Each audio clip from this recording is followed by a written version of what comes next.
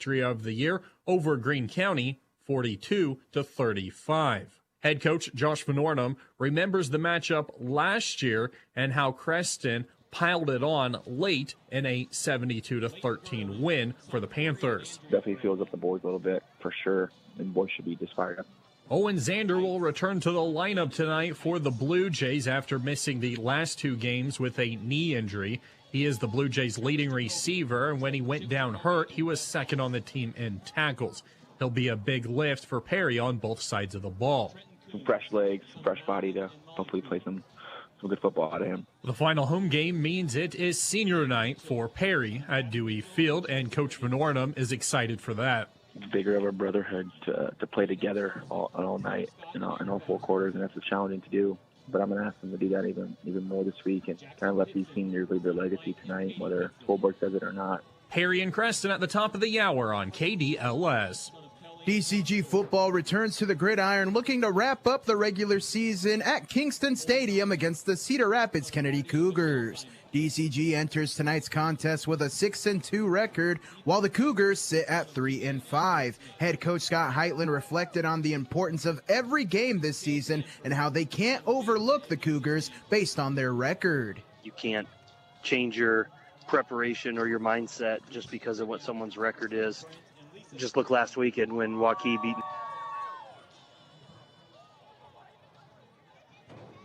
Andre Taborga, son of Philip Taborga and Amanda Kinney. Ethan Uglum, son of Chris and Don Uglum. Augie Young, son of Jim Young and Kristen Young. The ADM Marching Band and Color Guard seniors. Miller Bance, son of Nathan and Jody Bance. Elena Belgard, daughter of Brad and Brandy Belgard. Lily Benham, daughter of Erica Benham and Andy Hartman. Phyllis Carlson, child of Craig and Cindy Carlson. Keegan Clinton, son of Lacey Calvert and Lucas Clinton.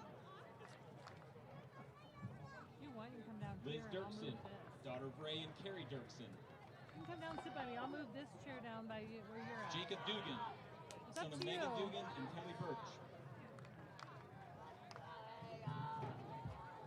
Ellie Frazier, daughter of Justin and Jessica Frazier.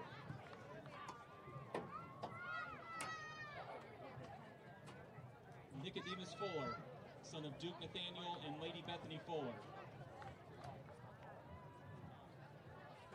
Carter Holland, son of Jen and Nick Holland. Robbie Hall, son of Jennifer and Evan Poe. Austin Ireland, son of Matt and Julie Ireland. Melody Coons, daughter of Wendy Coons and Joe Coons. Ty Landfair, son of Chris and Dina Landfair. Haley Lynch, daughter of Mike and Melissa Lynch.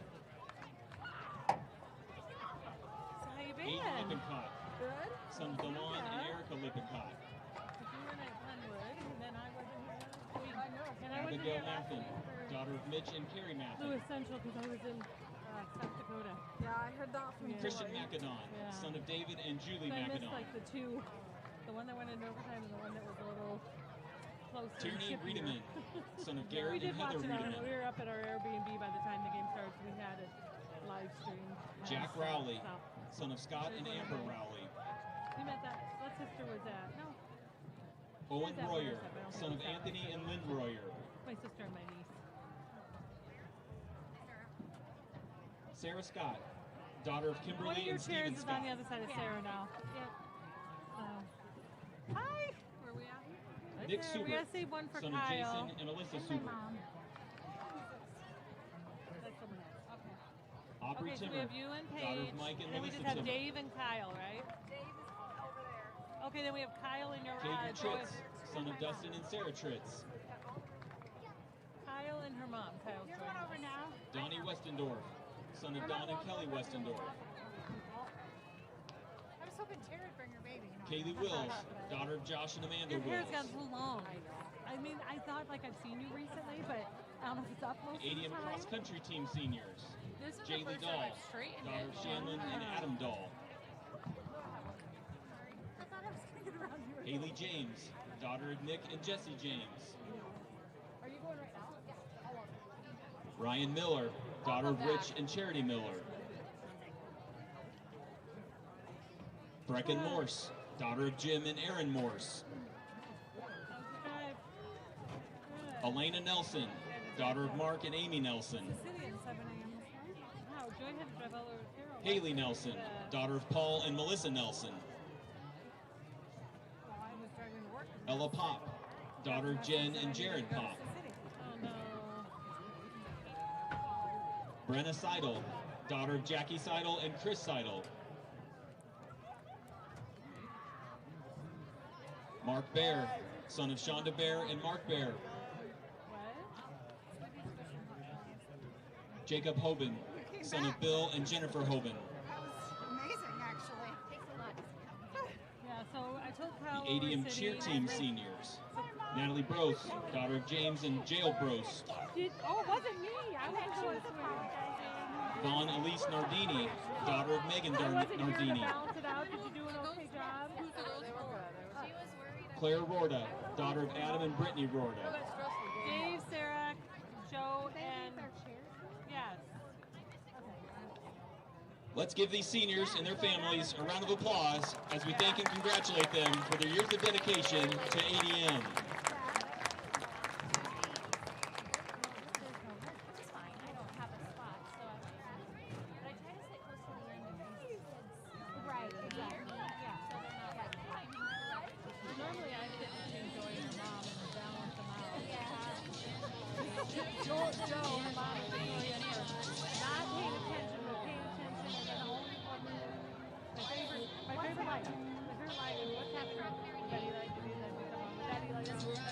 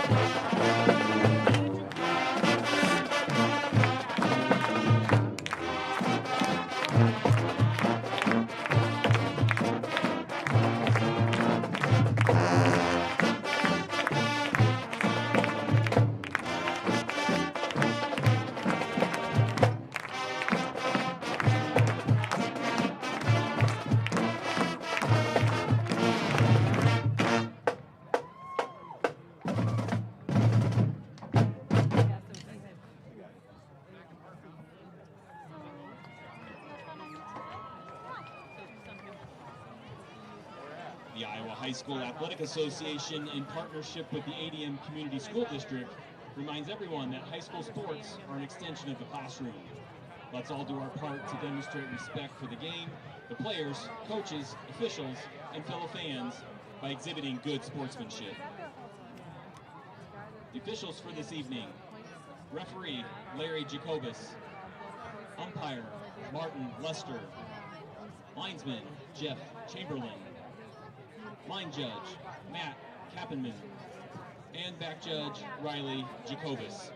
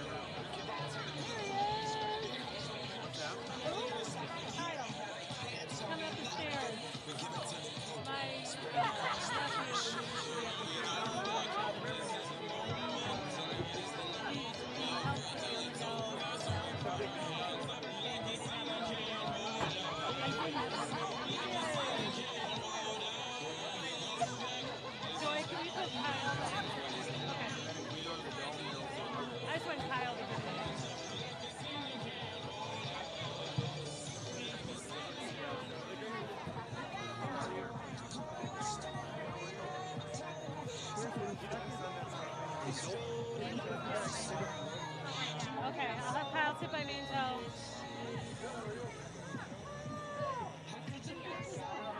Hi!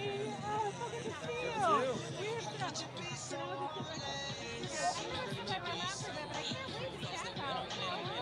I usually sit between boys and moms, but it doesn't so how are you? I feel good. We haven't seen each other since you moved on. Everything's been busy.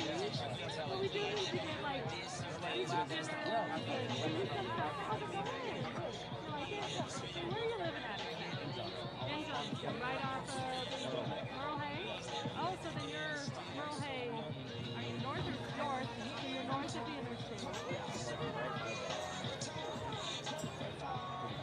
Oh, okay. So, because Neil and Haley's dog business is right through that. Yeah. And then I sometimes go to Heartland office. That was last week. Wow. Right after Yeah. So what do you, like, are you all schools? You're all across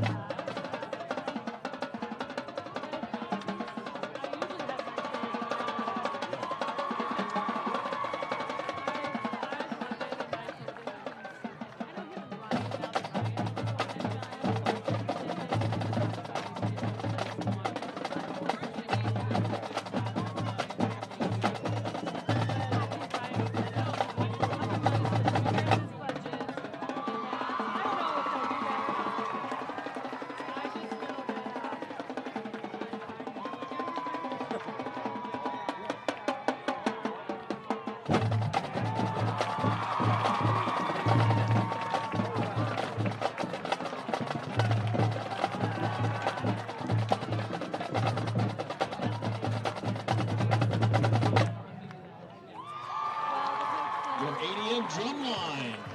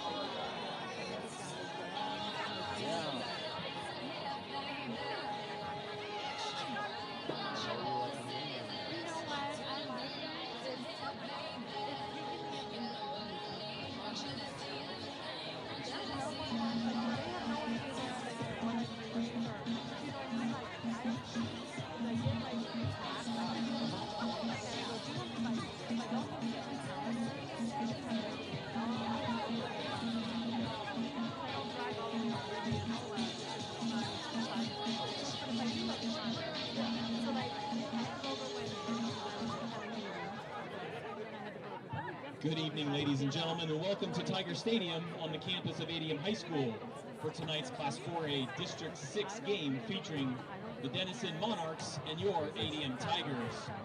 Tonight's starting lineups for the ADM Tigers.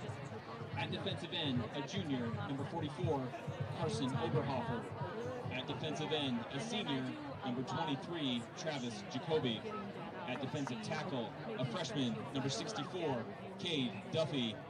At defensive tackle, a senior, number 7, Devin Gelhar. At linebacker, a senior, number 8, Andre Taborga. At linebacker, a junior, number 28, Tyler Knight. At linebacker, a sophomore, number 85, Garrett Gerleman. At cornerback, a senior, number 13, Leighton Gerleman. At cornerback, a senior, number 11, James Finnegan. At safety, a senior, number 6, Jackson Pitson. At safety, a junior, number 17, Eli Weavers.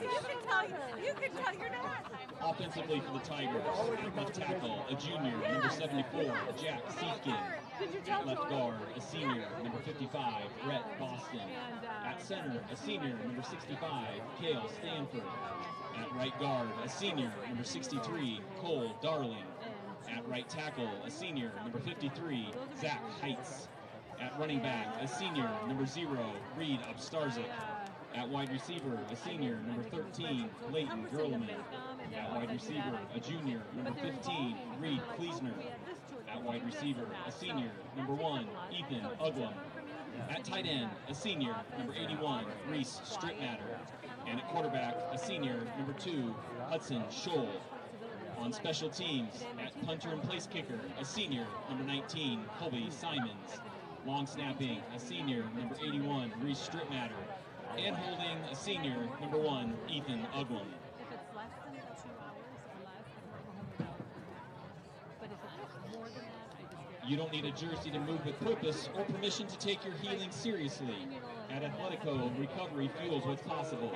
Move like you mean it. Schedule your free assessment today at athletico.com, the official provider of physical therapy and athletic training for ADM High School.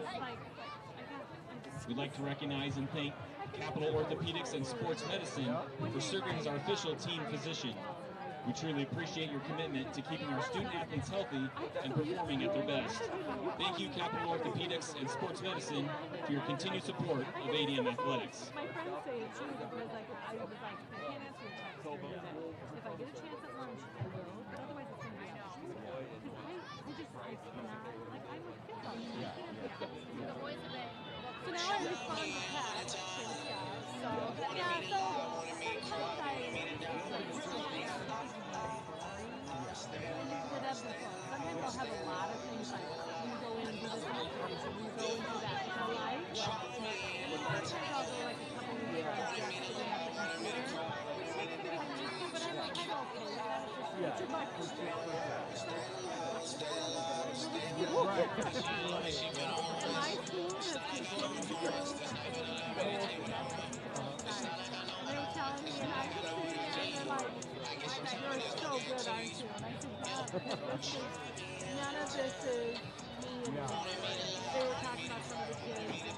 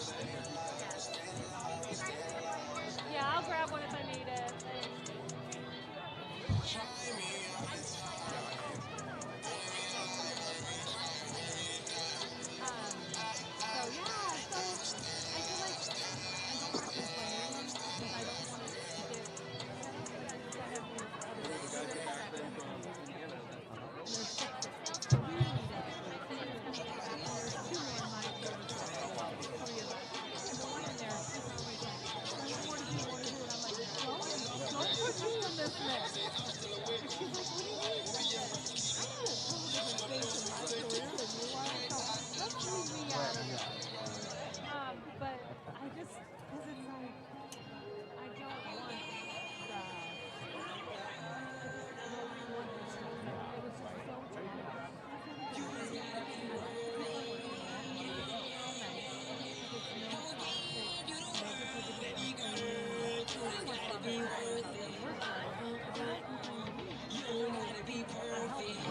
So like me, I'm wonderful. Because like I take stuff off their plate. Yeah. Like, oh, you need that observation on Saturday. Yeah.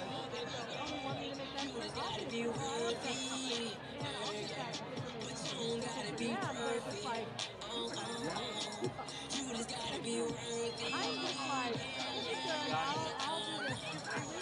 do this. So and then I have to do it. So that I can use it. You don't gotta be perfect. You just gotta be worthy. God is that baby girl. I'm the crazy baby girl. Let's not let it go.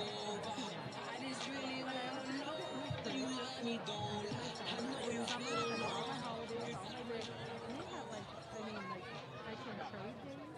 So like, they originally had me like out the week. Thanksgiving by myself. I just want to have that Wednesday, Thursday, Friday, 5 days. That's it. So I took those 2 days instead of making those non-work days. I made those work days, and then I took and moved this last Friday and this last Monday to non-work days because we went to South Dakota. The sisters and we went to South Dakota, and so then I only had to use Thursday. And first time ever in 28 years of teaching, I've done this on morning. Right, yeah.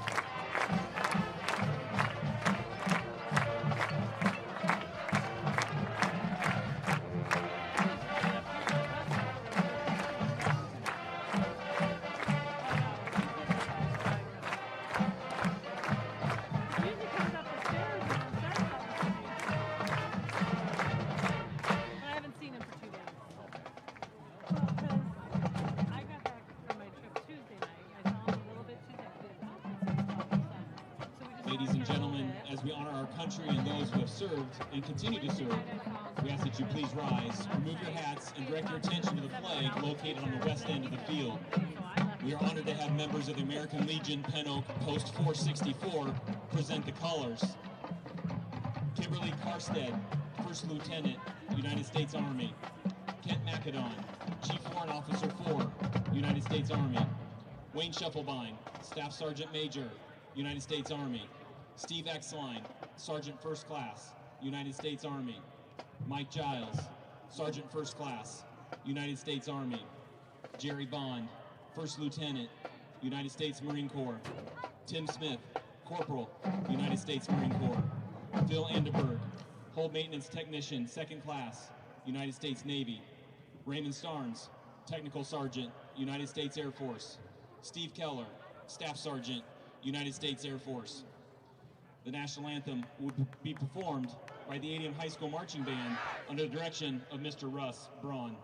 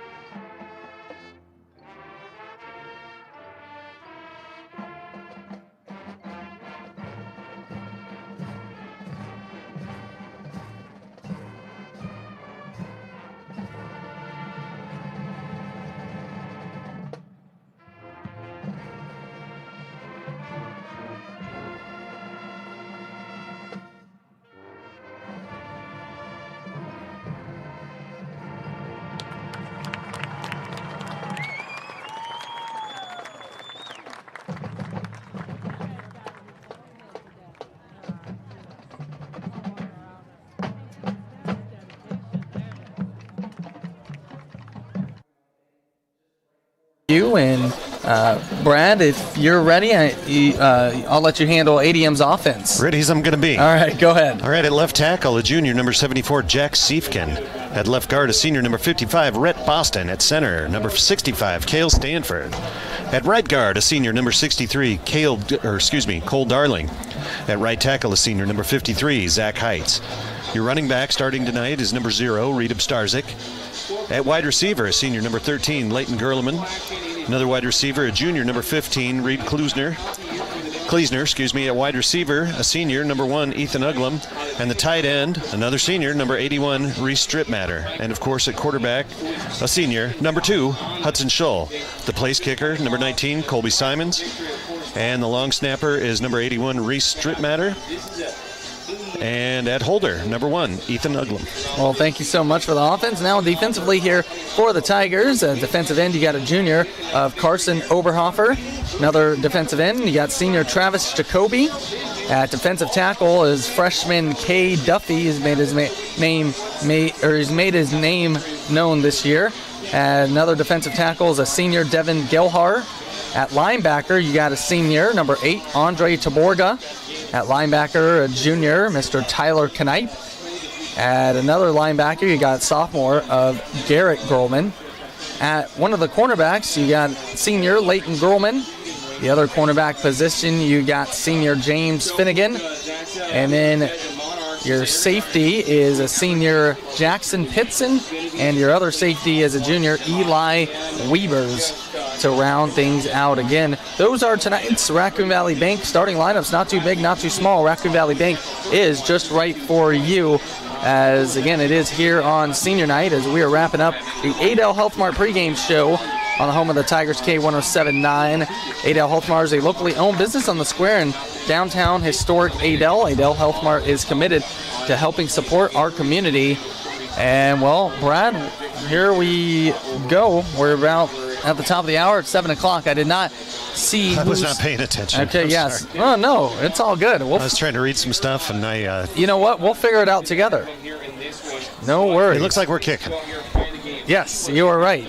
Colby Simons out there, so not sure who won the toss and made that decision, but... I mean, from what I know, Coach Wink likes to get the ball first, so I would think Denison might have won the toss and decided to take the ball.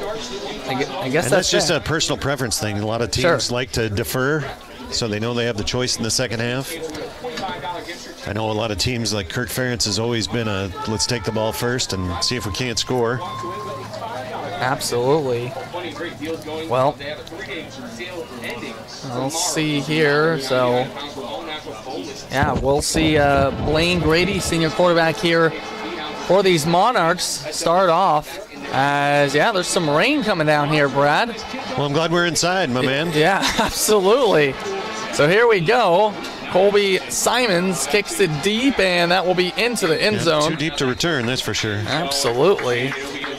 So touchback. So Denison-Schleswig starting from their own 20-yard line, and we'll see again what this team can do. Again, they scored 35 points last week against Boone, but before that was shut out against Lewis Central. Only scored 7 against Glenwood, put up 15 against Council Bluffs Jefferson. As those are some of the other district teams that ADM has also saw this year. We'll be interested to see how they do here. Their quarterback has positive rushing yards, but 21 yards on 16 carries. Not a big threat to run. Yeah, does have one rushing touchdown, probably. Gets under center and right penalty. Away. Yeah, going to be a false start. So I'm sure that's not the way they drew that up. Maybe it's going to be against ADM where we encroached. So yeah, well, maybe that's exactly what they wanted to do. So yeah, early penalty here on the Tigers. Hopefully that's just a case of the defense having their ears pinned back ready to go, but I'm sure people on the home sideline aren't super happy about those guys jumping off sides early. No, absolutely not. Head coach for Denison-Schleswig is Willie Boffman, and for the Tigers it is Doug Winkowich. So Grady gets under center and will hand it off here. And this is Kastner, and yeah, we talked about him, Brad. And might have been his longest run of the year if this stat thing I have can be believed. It looked like it went for about 8, so they are out to the 34-yard line. Yeah, so actually nothing fancy. He got a chance to be tackled much sooner than that. Just a little bit sloppy tackling on the Tigers' part there, but he ran hard, put his head down. Absolutely. Got a nice run there. Yeah, absolutely. Yeah, they'll say a gain of 9, but yeah, good run there from Kastner. And yeah, kind of. And that rain is really picking up. Yeah. Again, glad to be inside with the windows closed. Yeah, absolutely. We're dry in here. So Grady once again will hand it off, and Kastner again, and then Pitson picks him up. And he had a nice run of about 6 yards, but Pitson made him pay at the end. Wow. Just a perfect form tackle. Got his knees wrapped up, picked him up off the ground, introduced himself to him in a little less congenial way than maybe they would have before or after the game. Yeah, absolutely. And yeah, Jackson Pitson making his still a really nice run out of Kastner. Out of Kastner there. Yeah, picks up 6. So 2nd and 4. So again, you said it before the broadcast. He kind of gets a heavy dose, and if he, gets that sort of yardage, well, they keep the chains moving. And now it'll be Grady throwing, and that'll be out of the hands of Kastner. Tried to hit him. And yeah, I don't know if that was just slippery or a better throw. That play probably works, but really awkward position for Kastner. And Kastner, one of the top receivers for this Monarch team. Looking at their stat line, he's I think in 2nd place in catches and yardage, so they utilize him a lot in that situation. Kind of read that as a screenplay from the get-go, as effortless as some Tigers got through there, and a lot of kids will.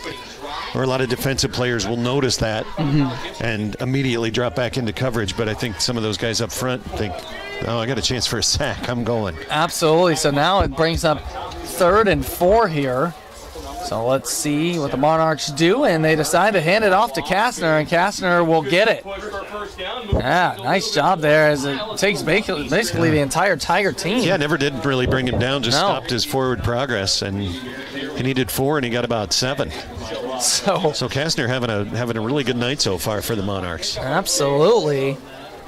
And something that Tigers are going to have to work to stop if they're going to be able to run the ball like that. It's going to be it's just going to limit the amount of touches we get. Right. Now, obviously, we do know this ADM team can score in a hurry. Yeah. Without a doubt. But you have to have the ball to do it. I mean, absolutely. And we're going to start seeing situations where that ball might get wet and slippery here pretty soon, too. Yeah, so 10 minutes on the clock here in the first quarter. Scoreless. And opening drive here, Kastner again, left-hand side, trying to use some blocks, and he will get tackled, but about a gain of 7. More like 8. 8, Yeah. Okay, thank you. So, yeah, I mean, Brad, so far, Kastner, I have him as a run of 9, 6, 7, and 8. So there's a 6-7 in there. Yeah, there you go. I didn't do the motion. Yeah, sure. But still, It's radio. Yeah, I mean, he's having himself a heck of a night so far. And yeah. Tigers are going to have to find a way to stop that. They move him around. They have a lot of formations where they have 3 running backs, and they'll put him at the deep back end and one of the up backs. That last time it was a quick handoff when he was up at one of the up back positions. So once again, Kastner. Nothing pretty, but 5-yard gain enough for the first down easily. So it's interesting. It'd be interesting to watch, like, as the game goes on. Does he get tired out? I don't know. You never. I mean, because they're utilizing him obviously a lot, which makes sense. Yeah, I don't know how many carries a game the young man normally gets, but I don't know. It never seems like the offensive guys get as tired as the defensive guys. That's fair. So they're big. They are big up front, and they're blocking well right now. Absolutely. So 1st and 10 here, ball on the 40-yard line of ADM. And, well, this is a different running back, as that is Jackson Gravy. So Gravy. Gravy, that's a cool last name. Yeah, absolutely. Call him Biscuits. Not as successful as Kastner. 2-yard gain there. Tigers are a little quicker to get to the edge on that one. Yeah. They sopped up the gravy. Can we say that? You can. I'll let it slide. Okay. As so Grady. There's a Grady and a Gravy, and Grady will throw deep, and this is intercepted here from ADM, James Finnegan, and he's still on his feet as Finnegan. And first turnover of the game, and ADM has it. I think they were having such success running the football that I think that was an ill-timed try to make that deep pass. I know that they're thinking, well, they think we're just going to run play action and freeze our guys. Right. But we just have so much speed at those positions, and there was absolutely no separation, and really Finnegan was the only one who had a good chance at that ball. He was inside and stride for stride with the receiver, and it was probably the easiest interception he'll ever have. And here we get the Tiger offense coming out to show what they can do. Yeah, absolutely. So, like you mentioned, a good opening drive there for the Monarchs, but it does get stalled. And now let's see what Hudson Scholl and ADM can do, as Scholl's going to drop back, seemingly to pass, and he will. And Leighton Groman wide open, and he is into the end zone. So one play, I told you, Brad, they could score quickly. You didn't have to tell me that. Well, that's fair. Right. No, you called it for sure. And just that quick. Yeah, 11 seconds. And wow. I don't think the guys up top of the hill with the fireworks realized it was going to happen that quick. Because there's a flag. So they were smarter than us. So okay. Yep. Well, let's just do that again. All right. So touchdown wiped off. Not sure what the call. I didn't see the flag, so that's okay. Yeah, I didn't either. So that's why they held off. Must have been an illegal formation. It was only a 5-yard penalty. I honestly wasn't looking. Sure. That's not like me. I apologize. No, there's stuff going on at the other end of the field. So, so no touchdown there between Hudson Scholl and Leighton Groman. So now Tigers will try to reset here. So 1st and 10, ball on the 28-yard line. And just a chance to get more stats. Yeah, absolutely. So, and now play clock is at 0, but they just get it off. And Scholl once again going to go deep. And just out of his reach. Yeah, so Groman broke free late on that, and it was close. And maybe a little bit of, the play clock basically got down to 0, and then ADM hiked it, so, good not to get the delay of game call. So ADM, 2 penalties already here in this first quarter. It don't take much of a blink there for you to fall asleep. 7:21 left to play here. And Scholl, 2 plays, 2 passes, and now he'll run, and he'll get some positive yards. Gets all of that penalty back and a little more, but now the Tigers in a 3rd and long situation. Yeah, absolutely. So, gaining 9 there as Scholl goes from a 2nd and 15 to a 3rd and 6. So that's a really long 6. Yeah, absolutely. Now the Monarch team, they came to play tonight. They're not rolling over. And like you said, not that you expected them to. So Scholl dropping back and pressure on top of him, and he just has to get it away, and it's out of the reach.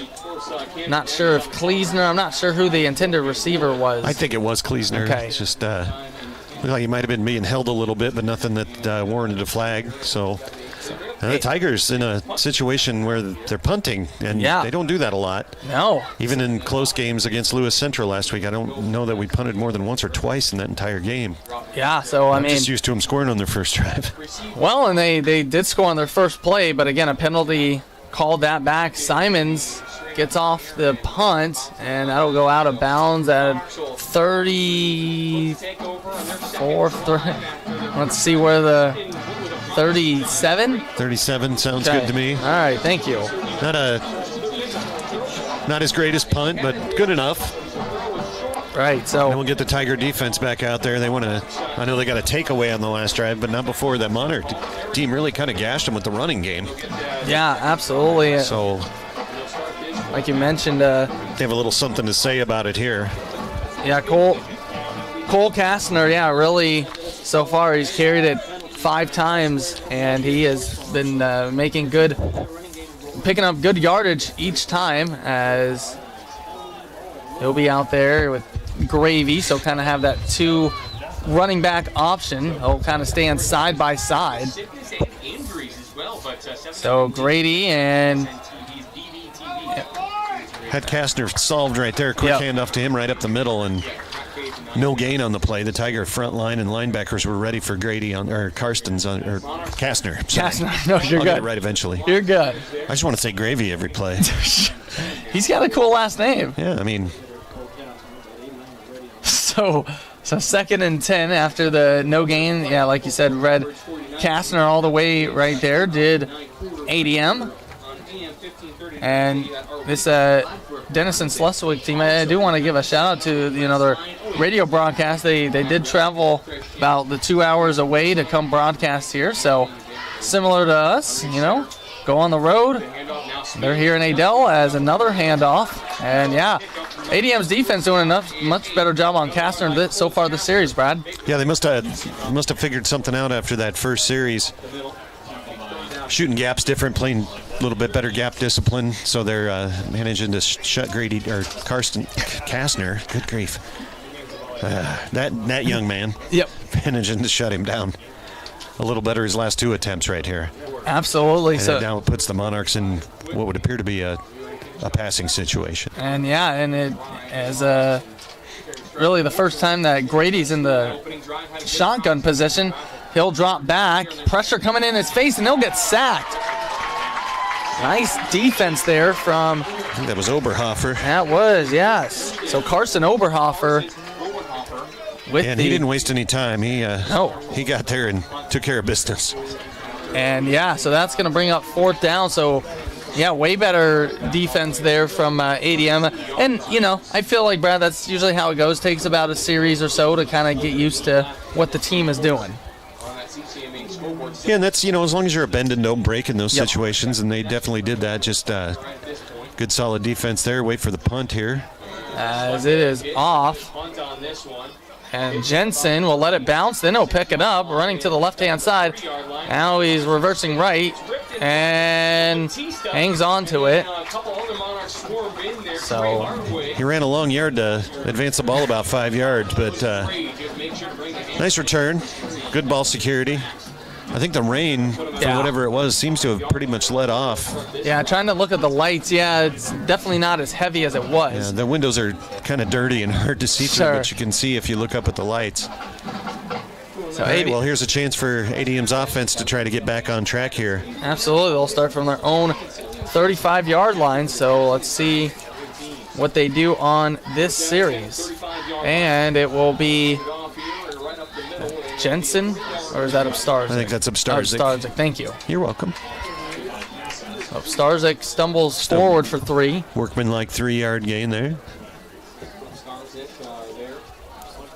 So we have 3:52 left to play in the first quarter. We are scoreless. Again, last regular season game for both of these teams. Grolman gets it off the end around, and he reverses field and missed tackle and stays on his feet for the moment. And wow. Looks like he got about a yard on that run, but looked like he was dead to rights. Absolutely, and there looks to be a Monarch player down maybe on the collision, as that is a Wilson Riffin. Well, actually, there's 2 players. Riffin's one of them. You hate to see that. One of them's up quick. Yeah, Riffin gets up quick. It looks like the other might be Ethan Totten, number 15. He's a little longer. Yeah, he's down on the ground, and they were really looking, and he's kind of looks like he might be in a little bit of pain. Yeah, Totten is a senior. Yeah, definitely maybe holding his left leg or something. I have a few coaches out there, and yeah, like you mentioned, Brad, obviously you don't want to see that, but he gets help to his feet, and he'll be helped off the field. So maybe an ankle. He's walking gingerly. He's under his own power, sort of, but yeah, he's not moving too well. I don't know if that's a retape situation or if that's a thanks for tonight, but sure, let's shut you down. I don't know. We'll find out. See if he comes back in. Yeah, absolutely. We'll keep an eye out on that, but he'll. Sorry, go ahead. No, that's fine. I was just going to say, puts the Tigers in another third and somewhat long situation here. Yeah, no, absolutely. So ADM, let's see what they do here, if they can get a first down and keep the drive moving. Scholl rolling to his right. He's going to throw, and it's his man, Ethan Uglum. First down machine, Ethan Uglum. Absolutely. I watched him the whole way because I thought, he's going to throw it to him, and Hudson Scholl had no intention of throwing it to anyone else. Ran a really good route. Yep. Forced his man to get into a hard back pedal to hang with him, and then just stopped, turned on a dime, turned around, and the ball was there waiting for him. Absolutely. Gain of 14 on that pass play. Fresh set of downs and into Monarch territory at the 46-yard line. Here is Scholl as he hands it off to Upstarzik. Upstarzik looking for room. Does stumble forward for about 2. And that was just Reed Upstarzik refusing to go down until he got something out of it. It looked like he was going to be stopped behind the line of scrimmage, and he just wouldn't let that happen. And under 3 minutes to play. Still 0-0. And ADM trying to put together a drive here to get some points, as this time Upstarzik has a little more room, and he stays on his feet for a great gain for about 14 yards down to the 30-yard line. Yeah, just a real nice job of opening up a hole and Upstarzik hitting it full speed. Yep. And then doing a really good job of taking care of the football. Yeah, absolutely. His best run of the night in his 3 attempts goes for 14, and, well, ADM 10 yards outside of the red zone, coming up on 2:15 left to play here in this opening quarter. And Scholl throw all the way, and he finds Uglum. And Uglum picks up about 7. Just a quick hit to Uglum. He was open. Didn't have a lot of opportunity to do too much with it after the catch, but he did manage to fall forward. So yeah. So you got a 2nd and 4 situation instead of the 2nd and longs and 3rd and longs we've been seeing earlier so far in this game. Yeah, so that's positive. And now here's another run. Upstarzik finding room, and Upstarzik to the end zone. 29-yard touchdown run from Reed Upstarzik, and there you go, Brad. There's the fireworks. There are the fireworks. All right. I have to apologize to those guys for the last time. They knew what they were doing. They saw the flag. They did. So Reed Upstarzik gets ADM on the scoreboard first, and, well, Brad, I mean, it was a little methodical drive. You hit Ethan Uglum for a few big plays, and yeah, getting it done with Upstarzik also having some key runs. So yeah, you said it right. Very workmanlike. Just moving the ball down the field. The snap was a little low and a little gingerly with the hold, but Uglum gets it down and Simons kicks it through. So we are now at a 7-0 ball game. Tigers over Monarchs. Absolutely. So 7-0 our score. We'll be right back here in 30 seconds on K107.9 KKRF. When Rascal the raccoon first wandered into Raccoon Valley Bank, he wasn't looking for a loan. He smelled popcorn. Since then, he's made friends with employees, climbed into attics, and has become the fluffiest face of Raccoon Valley Bank. He might steal your snacks, but he's also there to help spread smiles, hugs, and shiny savings tips.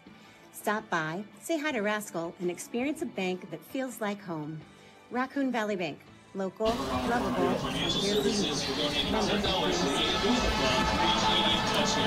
And welcome back here to the Adel Fairway broadcast booth. Shaquan Ettingham here with Brad Fuller. 1:39 left to play in the first quarter. ADM has a 7-0 lead over Denison-Schleswig. Kick from Simons doesn't reach the end zone that time. It is grabbed at about 5-yard line, and a flag comes out. As doesn't quite get it out to the 20, and we do have, like you said, we do have a flag. And that will be a block in the back against the Monarchs. That's punitive. Because the flag is at the 16-yard line, it'll be half the distance of the goal, so I think that'll take them back to their 8-yard line where they're going to have to start their drive. All right, again, and that was Angel Batista who was on the return there. And, yeah, like you mentioned, Brad, that will take them back within their own 10-yard line at about the 8. So, yeah, I mean, man, you were spot on. I still know a little bit of the rules. Well, good job. Yeah. So, this is the third possession here from Denison-Schleswig. They started on their own 20. That was our opening drive, their best-looking one. Ended up in an interception to James Finnegan. As Grady dropping back into the end zone, then crosses his body with a pass and gets a really positive result from it. Yeah, to their big tight end. That is Nick Peterson. Sure it's not Ryan Slekta? Oh, yes, sorry. I'm looking at the wrong roster. You are, thank you. Were you looking at their freshman? No, I was looking at ADM, so I apologize. Yeah, it wasn't our guy. Yeah, nope. No, that was a well-designed play. He was left all alone. Absolutely. So, yeah, Slekta, they connect for 15. Thanks for the correction on that. Oh, you're all right. So, 1st and 10 from the Monarch 23-yard line. So, good gain to kind of get it out of deep territory. And now running it forward there. Let's see, that is... Well, it's the young man who we said we hope his ankle's not hurt too bad. That was Totten. Yeah, Ethan Totten. Yeah, so that's good to see that he's back in. Man, he's walking without any kind of a hitch in his get-along, so good for him. Absolutely. So a pickup of 5 there from Totten, doing some things offensively here as the clock goes under a minute here in this first quarter. ADM on top, 7-0. Denison-Schleswig trying to respond here on this drive. Probably get one more playoff here before the quarter. And, well, it is Kastner not going anywhere. Nothing doing that time for Kastner. Maybe a gain of a yard. Yeah, a tough yard there. Yeah. So, yeah, like you mentioned, that probably will do it for the end of the first as there's 20 seconds left. And the Monarchs don't look any hurry to get up to the line, so and gotta hand it to them. They start that drive in the shadow of their own end zone where it would be easy to, a mistake could get made and you turn the ball over to a really good team with excellent field position, but they did a good job, hit that nice first play to get it out into something a little more manageable. And that will bring an end to the first quarter. Absolutely. So at the end of the first quarter, well, it's a 29-yard run from Reed Upstarzig that makes the difference right now. ADM on top of Denison-Schleswig, 7-0. We'll be back with second quarter action right after this. It's K1079 KKRF. Few things bring more joy to our residents than visits from the children of Acorns and Oaks Christian Academy. The Perry Lutheran Homes and their intergenerational partnership has become a shining light in the community of Perry. The children bring energy and an infectious sense of joy, while in turn, the residents offer both wisdom and the kind of unconditional love only grandparents can give.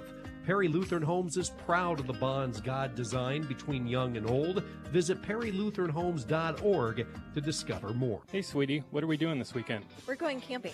You were going to repack the wheel bearings, remember? I remember. I'm going to take it to New World Trailer. It needs tires, too. Where are you going to get trailer tires? At New World Trailer. I didn't know they did tires. Oh, they will if you ask nicely. You better call them to make sure. I don't have their number, plus I don't really like calling people. It's too hard to type newworldtrailer.com? You're ridiculous. Here, call them at 515-993-3770. Or it says you can contact them through newworldtrailer.com. Welcome back here to the 8L Fairway broadcast booth. 7-0 as Grady was in some trouble there and just had to throw it away, being pressured. Nobody was open. No. Really only had two options downfield, and they were both bottled up in double coverage. So good job out of the Tigers. That was a kind of a big third down. Yeah, absolutely. So now it brings up fourth down, and will be another punt here from Denison-Schleswig, their second of the night. And Ryan Slutka, pass catcher and punter. All right, yeah, thank you. I was trying to see who was back there. Big number 80. All right. So, yeah, Slutka, yeah. He is tall for sure. Oh, and then a pass. Oh, a fake. So catching him off guard. And, yeah, Denison-Schleswig catch the Tigers sleeping. And going into their bag of tricks. Guess who that is? Ethan Totten. So, yeah, his leg is looking fine. Gets basically, well, it gets to ADM territory. And so, wow, that was a gain of 23. Yeah, it's a bold move for sure. Not something you expected, but that's when you want to run a fake. Absolutely. Now,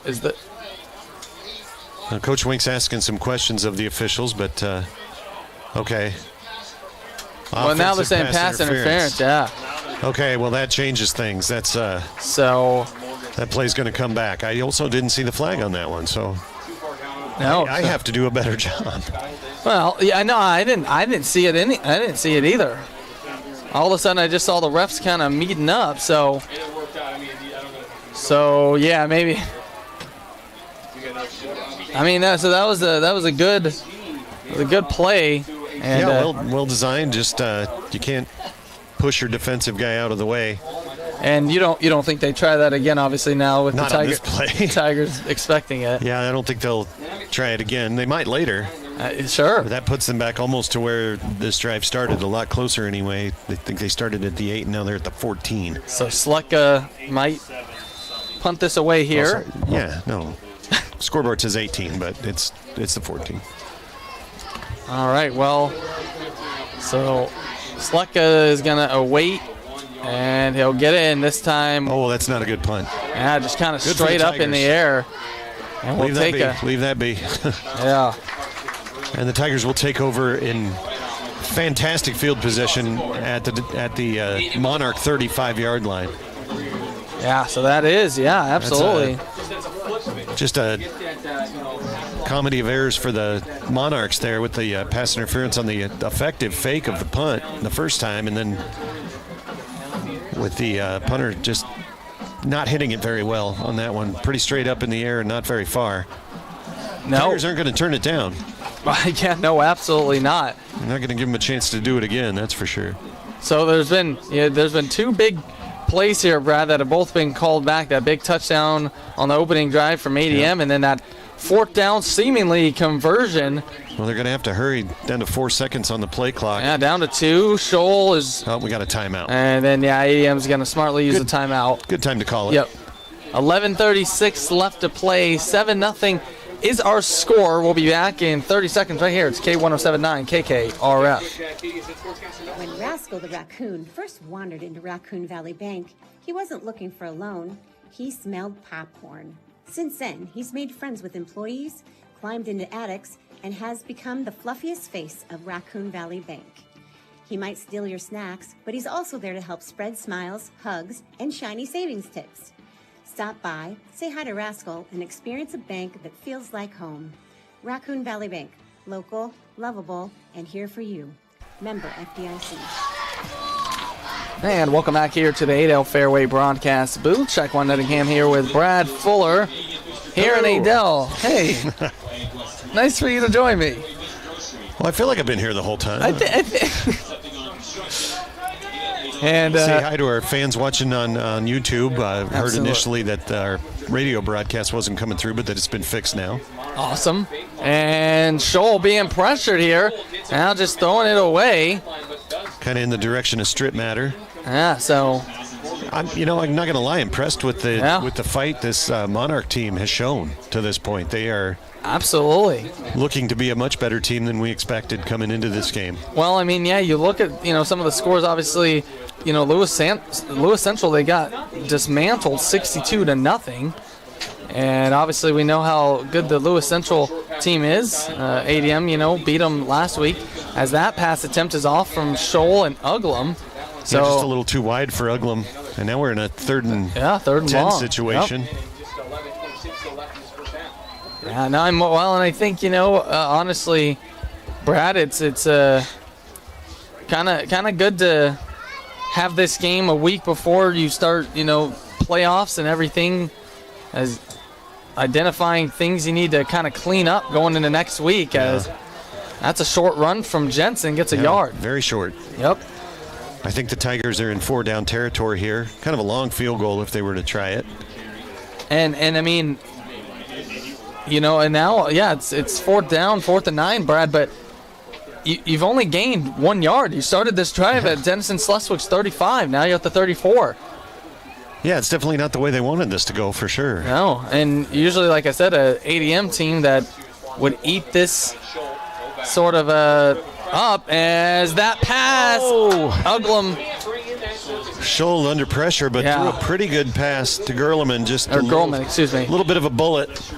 And Gerleman tried to make a nice over-the-shoulder catch, just maybe a little too hot to handle. So the Tigers will turn it over on downs. So far for ADM, their first possession they punted. Their second possession started at their own 35. That ended in a 29-yard touchdown run from Reed of Starzik, and now their third possession ends up turnover on downs, and Denison-Schleswig take over from their own 34-yard line. So nice, good defense from them, as the whole offense will try to get another opportunity, and you feel like eventually something's going to give on the, here we go, flea flicker play, and Grady, and he does, and it's caught. Wow. They have opened up the playbook tonight. Absolutely. Well, there you go. The ball was in the air a long time. That was Camden Nemitz. Wow. Yeah, just took a long time to develop. Surprised it wasn't disrupted before that, but this Denison squad is pulling out all the stops tonight.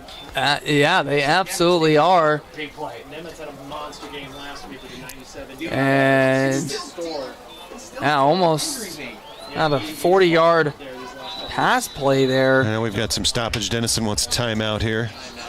Talking about the fear is you don't want this team to hang around and start to get confidence and start to feel like they can take it to you at this point, but so far the Tigers have allowed them to do that. Yeah, and I mean, you talked about it, that you didn't think that this team was kind of gonna lay down and anything like that, and they certainly have it. And I mean, like I mentioned at the top, got their first win last week. Would love to kind of come in, and even though for ADM, like you already pointed out, if they lose this game, obviously not much should change, but still, you'd want to end the regular season on a good note heading into the playoffs. And Denison-Schleswig, they're coming to play. Indubitably. I mean,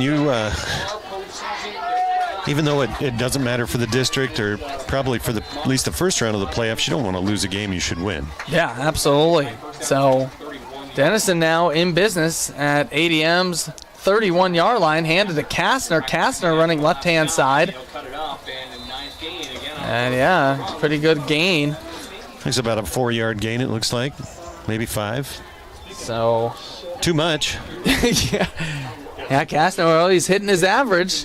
Yeah.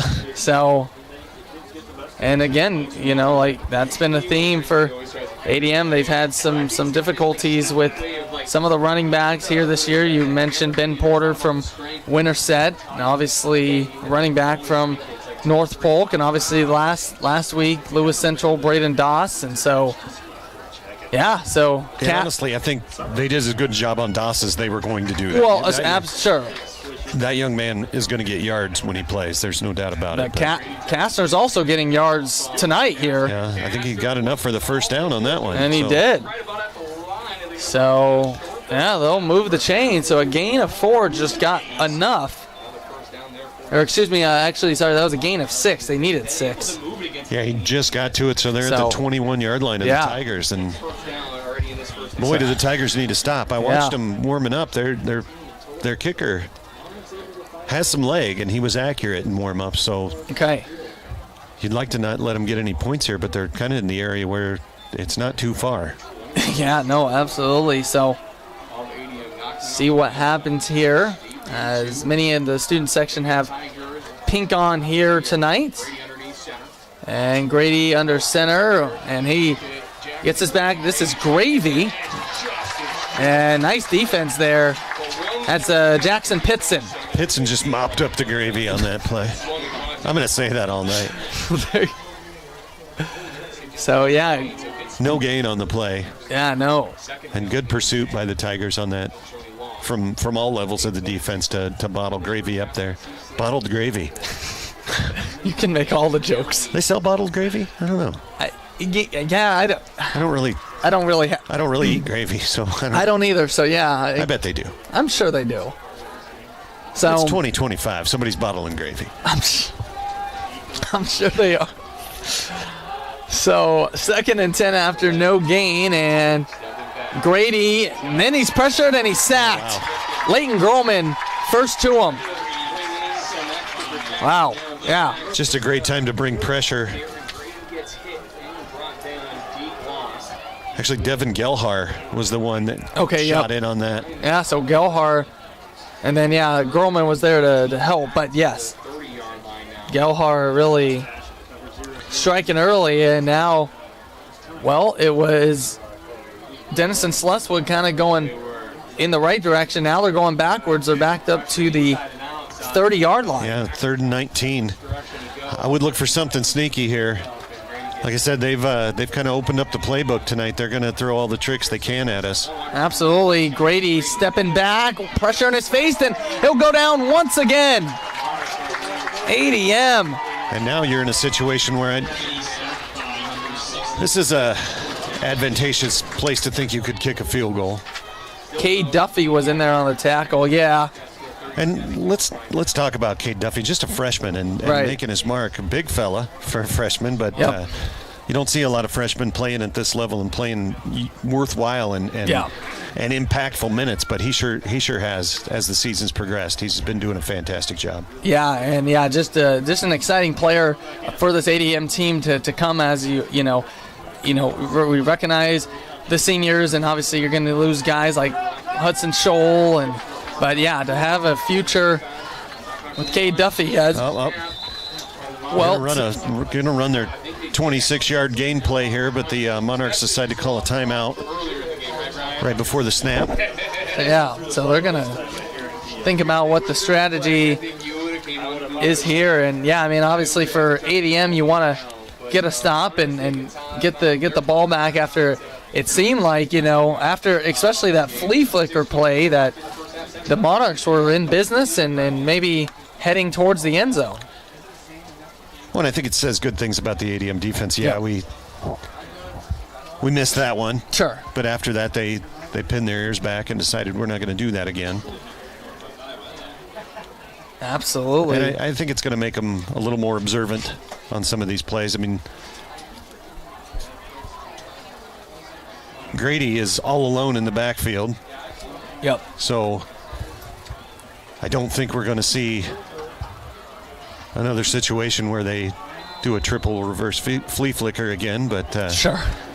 You never can tell. You never can tell. That is right. So 4th and 26. Grady dropping back. Will pass. And then, yeah, it's going to be a lateral, and then a flag comes in. And I don't think that's going to be on us. Sure. I think that was for a legal forward pass. It did appear to be forward. Okay. I didn't see. That was a great job out of the officials catching sure. that. They would have had to get all the way up to about 11, 12. And I think the Tigers are going to decline this. Yep, so that will bring... Yep, illegal forward pass.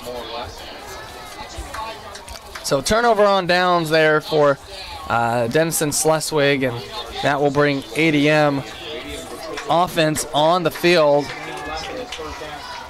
And so... And the Tigers didn't have to decline that because it is a loss of down penalty, so they'll get the added yardage of pretty much get it at the line of scrimmage where that play started. Yeah, which will be Puts them in business at the 37-yard line, their own 37-yard line. All right, thank you. Yeah, so ADM starts from their own 37. They're up 7-0. And here's Reed of Starzik, and he got tripped up, and then a flag comes in. So all the horses here. Starzik had some good running momentum, then he got tripped up, but let's check the penalty. You have to think this is probably holding against the offense, but... Right. ADM's back it up. I have 3 penalties here on ADM. Yeah, and uncharacteristic a little bit of this Tiger squad. Yeah, absolutely. And they're not a mistake-free team by any stretch, but a lot more holdings than we're used to seeing. 6:09 left to play in the second quarter. ADM on top 7-0 as they got that back in the first quarter. A 29-yard touchdown run from Reed of Starzik. That's the only score of the game. And now of Starzik, another great run here. He got most of it. Yeah. Gets to the 45-yard line, so a 15-yard carry right there. You'll take that every time.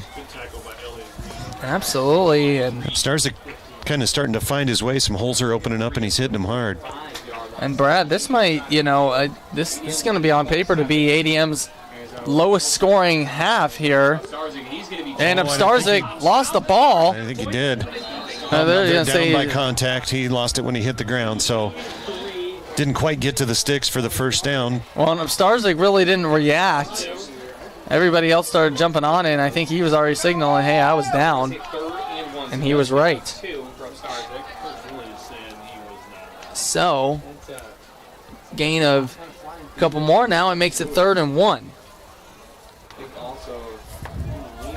I mean, yeah, a lot of ADM, only 7 points so far. Here's a pass to Grolman. Grolman will pick up just enough for the first. Gets about 4. Just a hard young man to tackle. Yeah. He does not like to be tackled, you can tell. No. Moves into Monarch territory at their 48-yard line. Yeah, you're right about that, though. This uncharacteristically low offensive output from the Tigers. I mean, yeah, we've seen... I would expect some corrective talks at halftime. Sure. I believe so. As Scholl's going to keep it here. He'll just embrace the contact after a gain of about 5. So... Yeah, and unlike last week and the week before, not a lot of desire or need to run Hudson too much in this situation. No, another pass to the end to Grolman. It's a nice little jumping one-footed Superman fly there to get about another 3 yards. Yeah, absolutely. A gain of 13. So Grolman kind of making some things happen here. coming up on the 4-minute mark. 1st and 10 from Denison-Schleswig's 31-yard line. Here is Scholl, and throws out of bounds there, looking German's way. Yeah, good coverage, especially by Totten, who was on German there. He was ready. Yeah, nice defense there. Yeah, from Totten, absolutely. So, 2nd and 10 here. Scholl hands it off here to Upstarzig. Upstarzig running right-hand side, stays on his feet, and he does get enough for the first down. So good job from Reed Upstarzig. Some nice patient. Yeah. He had power run by Upstarzig, making some cuts, dragging a young man a couple of yards at the end of that run. Upstarzig's having a great great night himself. 12 more yards on that carry with 7 in the first half. And here's another carry, left-hand side, and yeah, Upstarzig and gets tackled, but right at the first down mark, so another 10 for Reed Upstarzig. And that does put them in the Brad Fuller Enterprises International Incorporated red zone. All right, you remembered it this time. I did. I almost flubbed it, but it's my company. It's your company.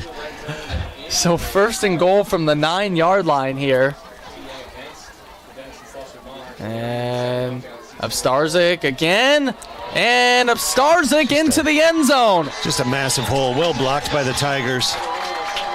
So Reed Upstarzig, that's his drive. It started at the own 37-yard line for ADM. And, well, both touchdowns, Brad, are to Upstarzig so far. It is his first half. Absolutely it is. And well earned. I mean, the young man's played hard all year. And that hasn't changed tonight. Absolutely. Had a big game last week, too, and the week before that. So yeah. And several others as well. So much cleaner snap hold situation there, and the extra point easily through for Simons. Yeah, so Simons gets it up and good, and it is 14-0 ADM with the lead over Denison-Schleswig. We'll be right back here on K1079 KKRF. New weekly deals going on at the Fairway in Adel. Get a free $10 Fairway gift card when you buy $30 and Nestle frozen products, valid in store only. Fairway 100% orange juice, the 52-ounce select varieties, is only $3.99. And don't forget about the Fairway Always Fresh meat counter with USDA Choice arm roast for $6.99 a pound and 8-ounce USDA Choice New York strips at $6.98 each. It's new weekly deals going on at the Fairway in Adel. And thanks to all of our sponsors for helping us get on tonight. Again, we are broadcasting live from the Adel Fairway broadcast booth here from Tiger Stadium as the Tigers hold a 14-0 lead over the Denison-Schleswig Monarchs. 3:14 left to play in this first half. Simon's going to kick it away. And that one's going to be in the end zone. Yeah, it will. So no return there from Batista.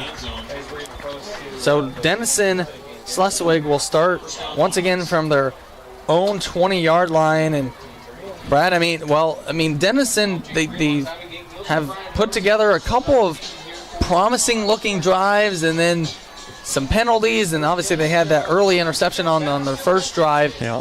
But, again, like we mentioned, to only be down 14, ADM has looked put a lot better than a one-win team. Right. I will give them that. And a team that has been subjected to some awful defeats. Yep. But they are playing hard tonight, and they've opened up the playbook, and they've got nothing to lose. They can't even really play spoiler to speak of. Sure. I will say this is an important drive for the Tigers as Kastner goes out for a 10-yard gain for a first down out to the 30. It's kind of an important drive if the Tigers can somehow find a way to stop them, get the ball back, and put points on the board. They do get the ball back to start the second half, barring the very strange coaching decision. So we just have to kind of see if they can get their drive to stall out here. They do have 2 timeouts left should they want to choose to use them. Absolutely. So, yeah. 1st and 10 here, 2:45 left to play in the first half. As Grady, shotgun position, look to pass, and that goes off the hands of his intended receiver. That is Camden Nimitz, who had the big reception off of the flea flicker on their last drive. Yeah, just a little too high for Nimitz on that one. So this will bring up second down, 2nd and 10. Clock stopped at 2:36 here in the first half. As ADM once again up 14-0. They're looking to go 8-1 on the season. Denison trying to pick up their second consecutive win and end the year 2-7. As Grady hands it off here, and Kastner met immediately. Not going to get a lot of a gain there. No. Met a little bit, maybe right at the line of scrimmage and driven backwards. So I believe that's Eli Weavers. Coming up from his safety position to make a big tackle. Good job out of Eli. So, yeah, Weavers, obviously the son of the ADM Activities Director, Rod Weavers. And Eli also plays as a part of the basketball team, as that season not too far away. Just a good athlete. Yeah, absolutely. Under 2 minutes left to play. It is 3rd and 10. Monarchs hoping to keep this drive alive, and Tigers come over. That'll stop the clock for a second. It's going to be a false start. So, false start on Denison-Schleswig. Second penalty I have them for, and yeah, stop the clock. That'll back them up. And should start again on the ready for play, but that brings it from a 3rd and 10 to a 3rd and 15 situation.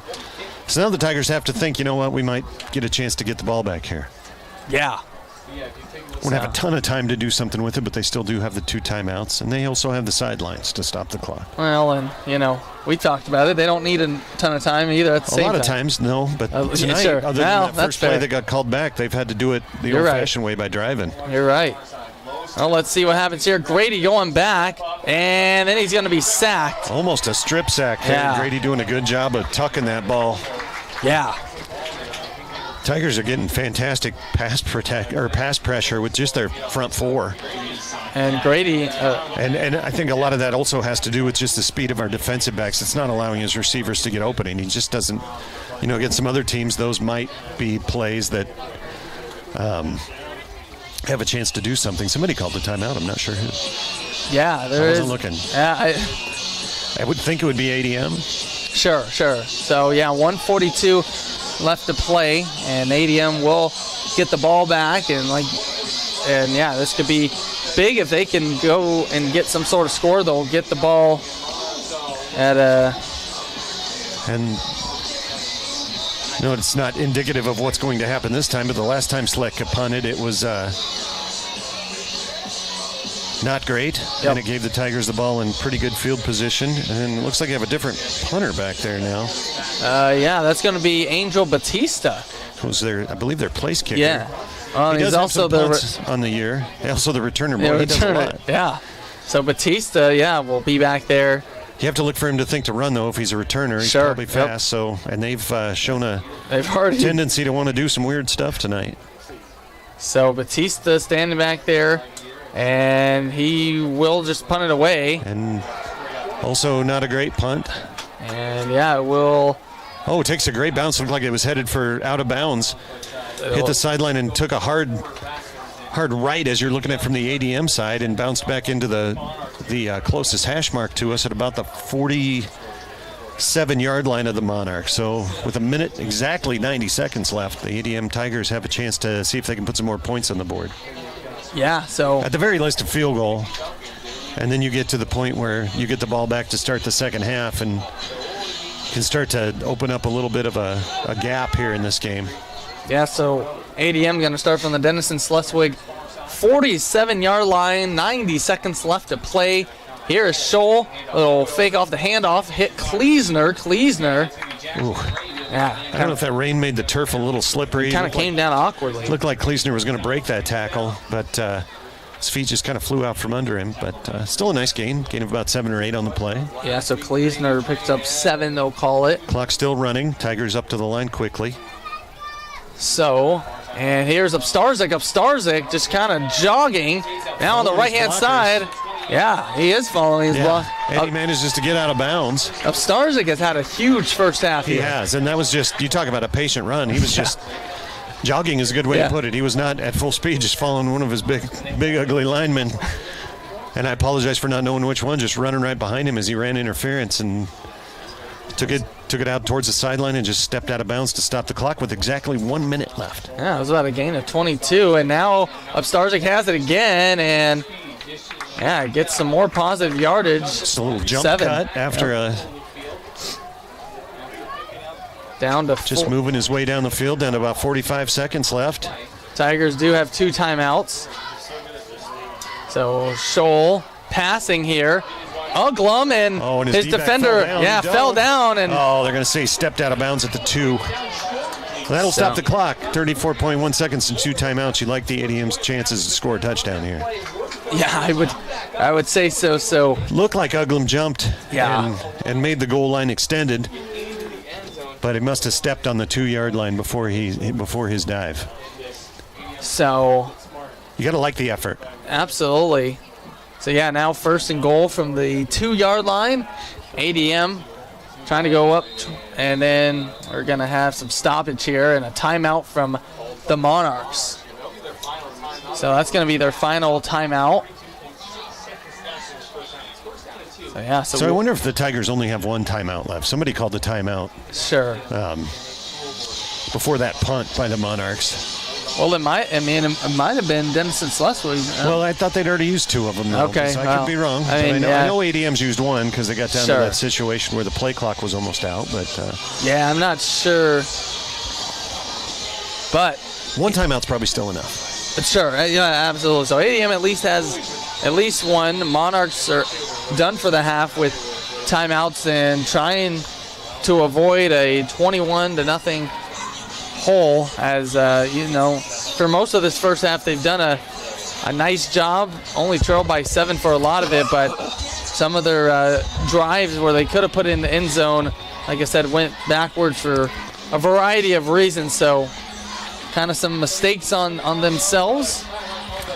Yeah, and some costly penalties on some of their big plays. Yep, for sure. Absolutely. So 32.6 seconds. Scholl hands it off to Upstarzig. Upstarzig staying on his feet. And he's forcing himself into the end zone. Gonna bully his way in there. So Upstarzig, Brad, has scored all 3 of ADM's touchdowns here tonight. I mean, he's having himself a game for sure. Absolutely. Senior night, he doesn't want to leave anything on the table. You're right, yeah. And he's representing for the seniors. Giving his best effort to earn himself a game ball. Well, so far, that's my prediction for tonight's player of the game. But well, we'll just have to see about that. I guess that's fair. We have a whole half to play. You are absolutely right, as Simons gets it up and good. So the score is 21-0. ADM on top, and we'll just keep it here, Brad, since there's only 26 seconds left to play in the first half. But man, so now ADM, a little more breathing room. You feel a little better about it now. Yeah. I don't know if it's I don't know what to attribute it to. Uncharacteristically docile on offense, let's say. Yeah, the defense, I think, is playing fine. Yep. Yeah.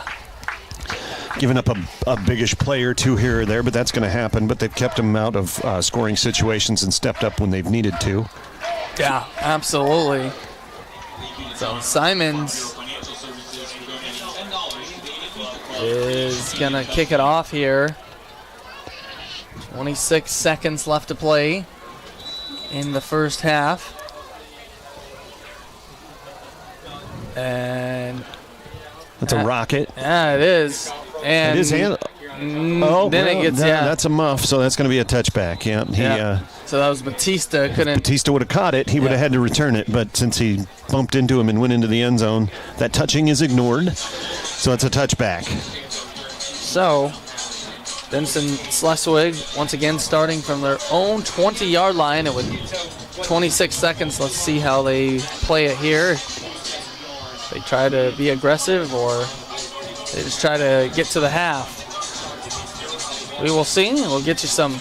Yeah, I don't think the Tigers are going to call any timeouts to try to stop them if they want to run the ball here and let this clock get down to the end of the first half. I think they'll be happy to take that. Yeah, absolutely. So it'll be handed off to Gravy. Gravy running hard, and Gravy.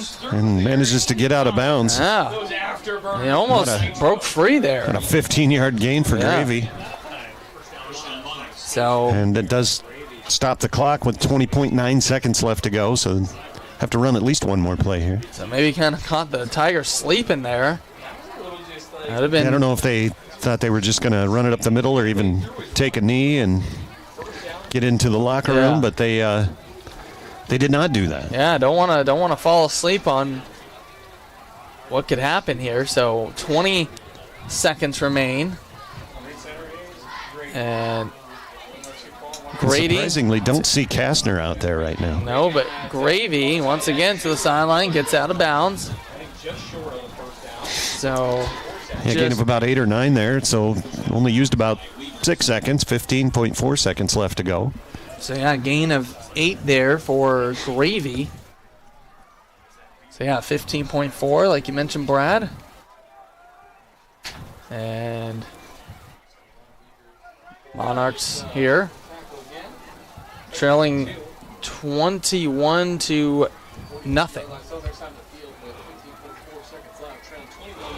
And Grady under center.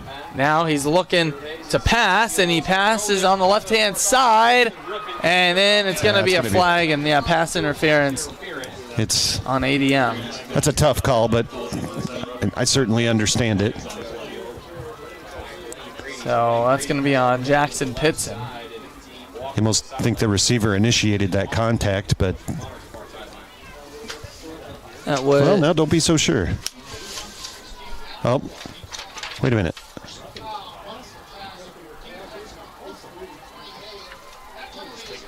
Okay, so there were 2 penalties on the play. The first one was pass interference. That one was declined, and then there was a roughing the passer call against the Tigers. Okay. Either way, it's a 15-yard penalty.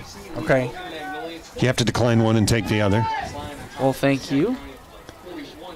Since there are 2 live ball fouls, you don't get to have them both. Sure. So. I mean, that crosses midfield with 8.5 seconds left to go. Yeah, so. On what we thought was going to be a quick end to the first half has turned into something here. Yeah, Tigers not out of the woods yet here in this first half. I mean, you have an opportunity to take a shot at the end zone here now. Yeah, and Grady, and he's thrown some deep balls here in this first half. So ball now at the 42-yard line.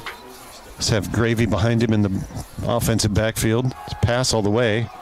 And it will be to... Is that Nimitz? That is Nimitz, yes. And he gets immediately out of bounds, so 4 seconds left. I don't know if they're trying for field goal range here, but they've got to hurry. Yeah. And I don't think they're there yet. So about a gain of 6. It would be about a 55-yarder from this distance, and they're kind of running out of time to run people out. So, yeah, so this should be the last play of the half. Last play, so maybe a deep one here to the end zone. Grady trying to get Monarchs on the board. He's going to have pressure, though, and he won't get a chance. Yeah, just not get a chance. I think that was Oberhofer just unblocked. Yeah.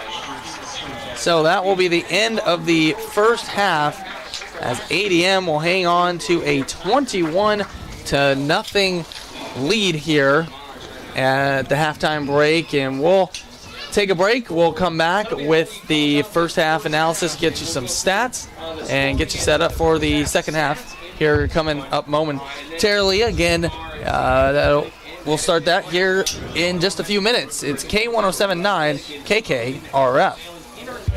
And I'm Lauren, and it's time for a Fuller Fuel Fun Fact. Hey, that's my line. I know, but I have a question for you. What's the definition of community? Come on, we're not at school. Don't make me answer questions. Caden, we've got a question for you. A community is a group of people living in the same area or feeling of fellowship with others as a result of sharing common attitudes, interests, and goals. That's what makes doing business with Fuller so impactful. For over 50 years, Grandpa Tom and the Fuller family have been reinvesting in and giving back to our community. There you have it. It's real simple. Discover the real differences that come from doing business with locally owned Fuller Petroleum and Adel. This is always an exciting time of year at Adel Health Mart. The new fall decor is arriving daily. As we prepare to spend more time indoors, just think about how much better you will feel when you give that room a new look. If you are having trouble with ideas, just browse the gift department and their staff will be glad to help. Adel Health Mart is so much more than a drugstore. Rediscover this locally owned hidden gem on the west side of the historic Adel Square. When you're in a hurry, accidents can happen. Whether it's a minor fender bender or something a little more serious, stop into Olson's Body and Paint in Waukee and they will get your car checked out and deal with the insurance company. Family owned and operated for over 45 years, Sam and Dennis has what is needed to get your car or truck back on the road. Olson's Body and Paint in Waukee, where we not only care for your car, we care about you. He's fluffy, he's fast, and he's obsessed with popcorn. Meet Rascal the Raccoon, the new mascot at Raccoon Valley Bank. Rascal may be great at collecting shiny things, but we're even better at helping you save and grow your money. Whether you're opening your first account or planning for the future, Raccoon Valley Bank has your back.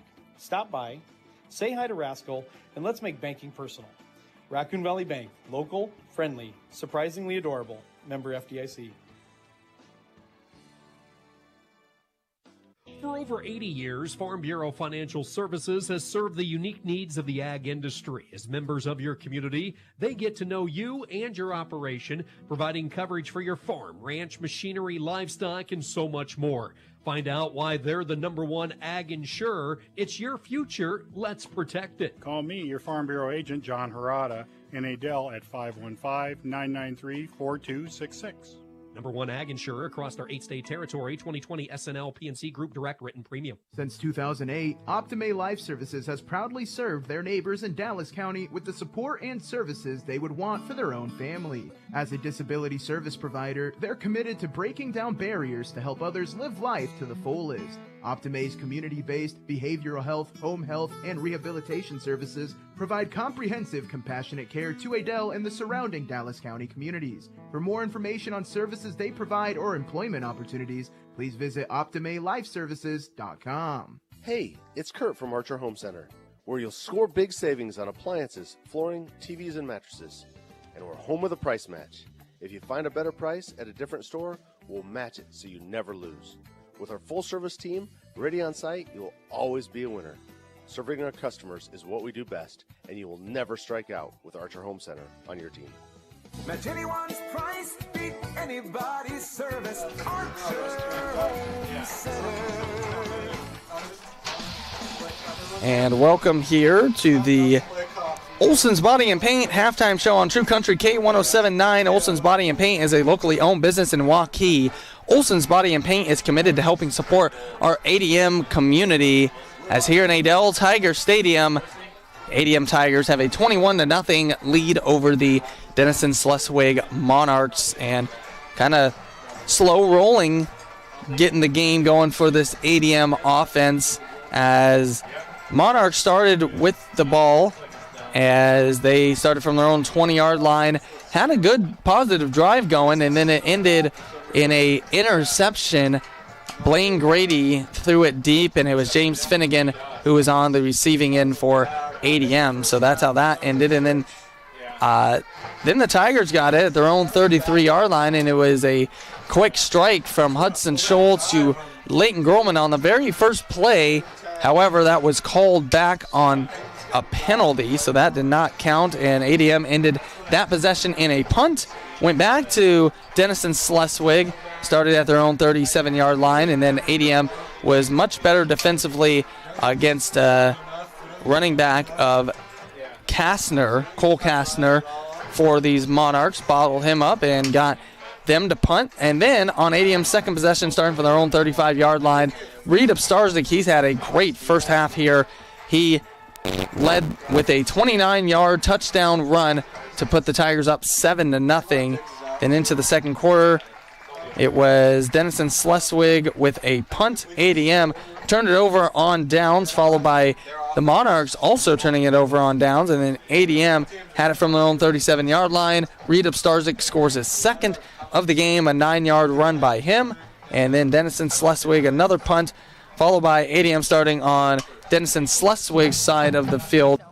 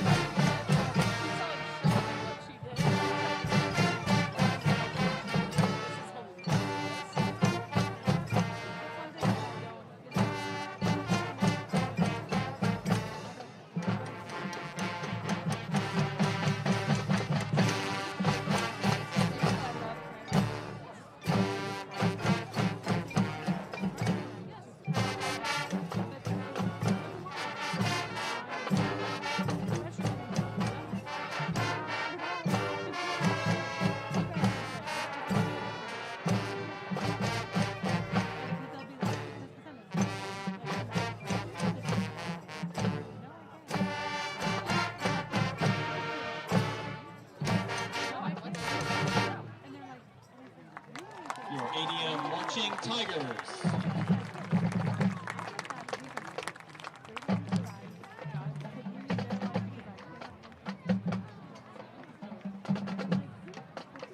And now, Tiger fans, brace your feet, show your ADM school spirit by joining the ADM marching band for our school song, ADM Loyalty.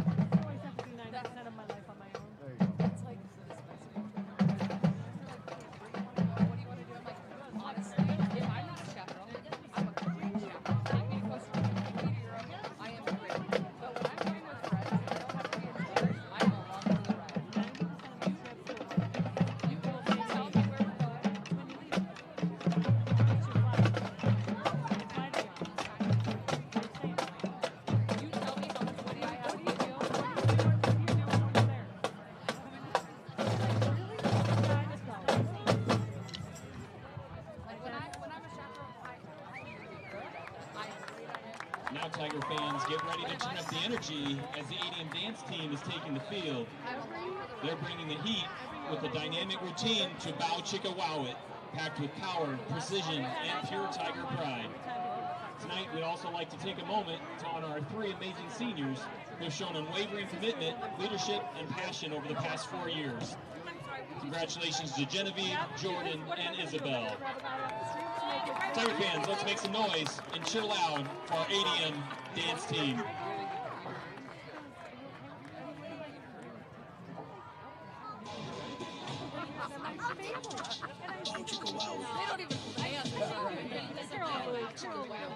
Everybody around town talk about it. From the northeast, west, south, bounce it. West, south, bounce it. West, south, bounce it. Watch out, 'cause I'm coming your way, yeah. Don't stop, rotating.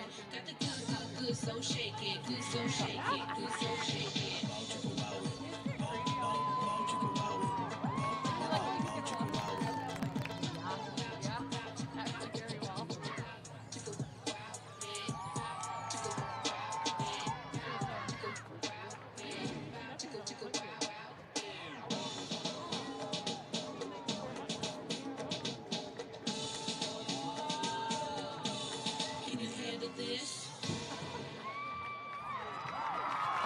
your ADM dance team.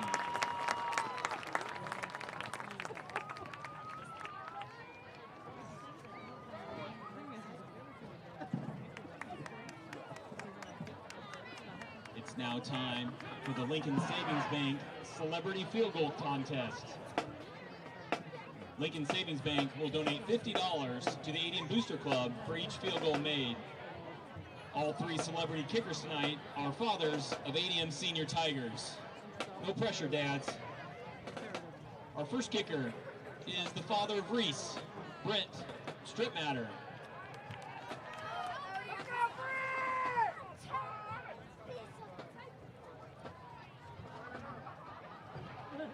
You better make it.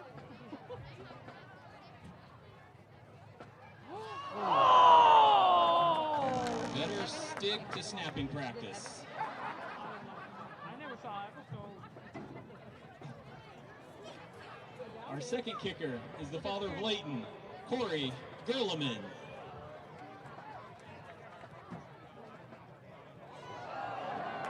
It's up, it's back, it's good!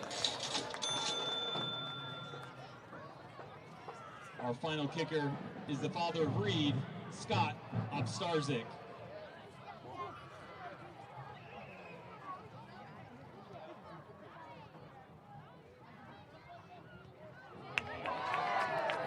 That's good. Thank you to Lincoln Savings Bank for sponsoring the Celebrity Field Goal Contest this season.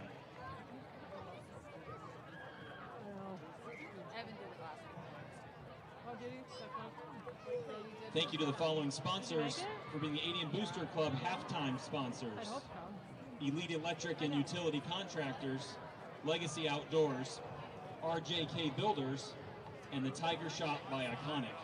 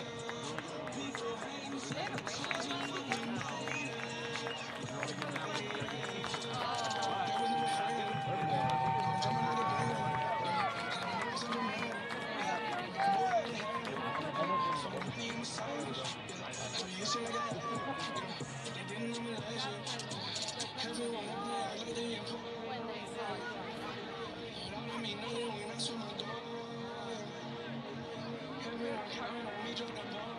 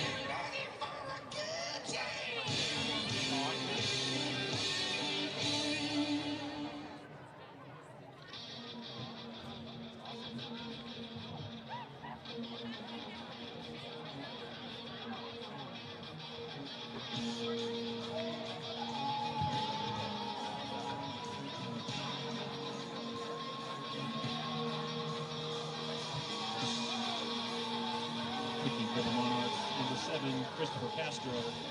Back for the Tigers, number 22, Alex Jensen.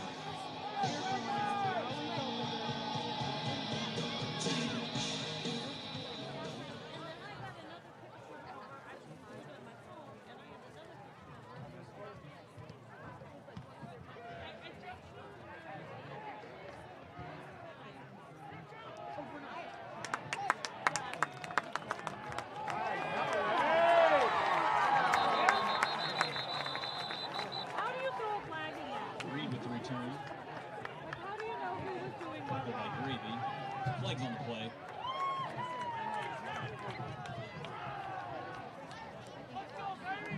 Oh, I guess that could be it. I didn't see that. I know, I was like, how did you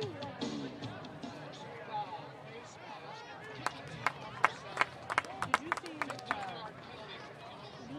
The thing that climbed up in the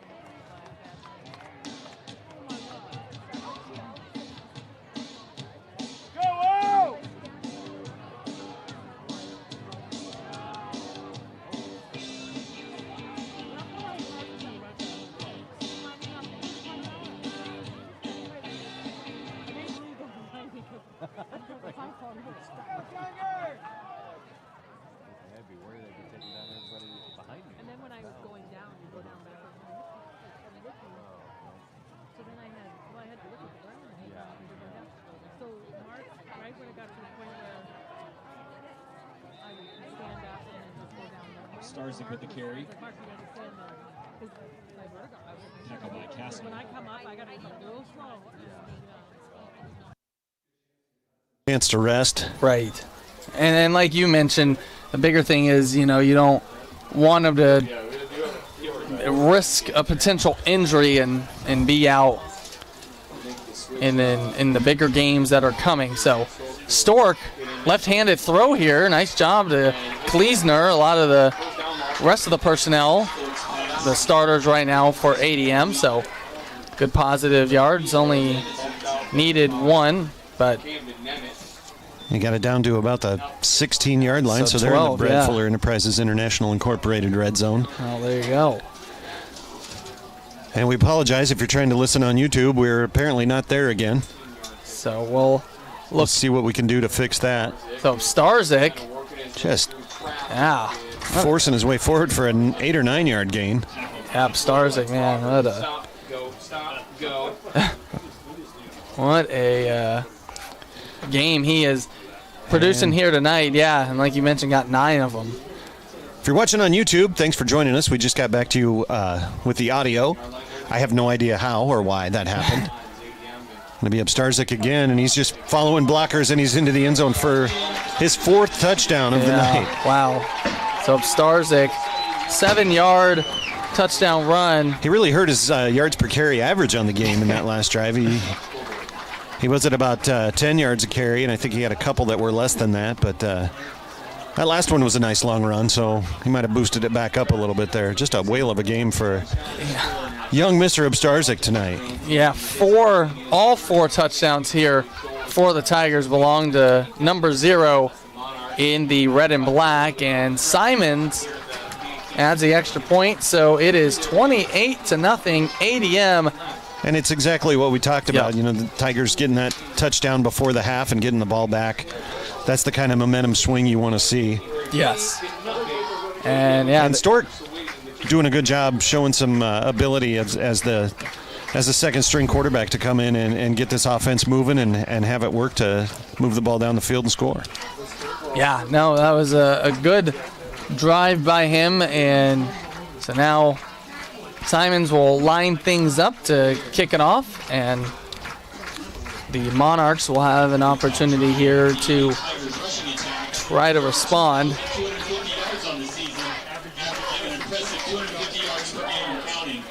So, again, ADM will have a home game here next week for the first round of the playoffs. So we'll find out tomorrow who that opponent will be, and then we'll let you know again probably on Monday. Another one that goes off of Griffin and into the end zone, and so Denison-Schleswig starting from their own 20-yard line here. Pretty common theme for them on the night. So the only time they didn't, the ball was taken at about the 4-yard line, and it might have been better just to let it bounce into the end zone. You never know what it's going to do on a turf field, though. If it has the right amount of backspin, it can check up and not go through. So, let's see, Grady coming under center here, and it's Kastner, and just not finding any room there. Less than any room. It looks like about a 3-yard loss. Now we got a late flag, and I am not sure what that's going to be, but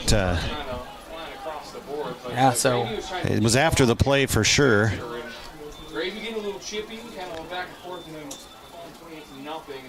So several officials saw it, so we're going to see what it is. It's going to be a personal foul. Yeah, we're going personal foul against ADM. All right. So a little extracurricular activity that'll give Denison-Schleswig a first down. Out to the 35-yard line. So, like you said, extracurricular activity, and ADM gets penalized. Might have been a little bit of a retribution kind of thing, but they always see the second person, not the first. Yeah, absolutely. And nice run here from Totten. Totten with a nice run, powerful. About a 7-yard gain, they say, for Totten. He broke some tackles. Took a pretty good shot at the end of that run, but you'll take a 7-yard rush every time. Yeah, so nice job there from Totten, moving on forward. Like you said, any positive yards are always great. So now under the 10-minute mark here in the third quarter, ADM on top, 28-0. As Kastner gets a running attempt, and he'll be not quite enough for the first down. It looks like just a little bit short. less than a yard. Yep. Going to call it 3rd and 1 here on the ball field, but it's got about 18 inches to go for a first down. So, yeah, not long at all here does Denison-Schleswig have to go. It was interesting on that last drive. Didn't see Kastner at all, and he's kind of their bell cow. You expect to see him out there for that last drive where they really did move the ball down the field well until that last play. And just a dive right off of right tackle. He needed 1, he got 3. So good run from Kastner, and next thing you know, the Monarchs are moving the ball down the field. Yeah, right. Yeah, and we've seen a couple drives where they've been able to do that again, and they've either been stalled by penalties or a turnover. But yeah, right now, moving it well. So 8:45 left to play here in the 3rd quarter. Grady showing pressure. And Grady going back and then just throwing it at the feet. I don't know why everybody's going after that. It definitely hit the ground. You almost look for a situation of a grounding there. Yeah. But didn't really see a Denison receiver in the area, and he was inside the tackles, but probably a good no call in that situation. Almost intercepted. Yeah. Just a little too low for anybody to handle. So Grady has been sacked quite a few times on dropbacks tonight. So that will bring up, 2nd down here. 2nd and 10 after the incomplete pass. Grady once again, shotgun position. Now he'll hand it off here. Kastner. And really nothing doing on that. Gain of about 1. Yeah, Tigers really have bottled them up well. I mean, again, he's had some good consistent runs, but here lately, ADM's defense has kind of figured him out. Brings up a 3rd and 9 for the Monarchs.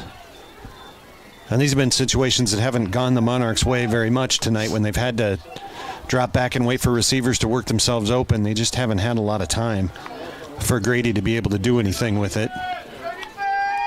So, they have shown a tendency to open up the playbook and try some different stuff, so we'll see. Yeah, let's Tigers see. showing just all kinds of pressure. Just a sellout blitz. Yeah. And Grady saw it coming, and he threw it in the direction of a guy, but he didn't have time to set his feet. No. Tigers started back in their normal defensive positions. Right before the snap, there were 10 guys in the box.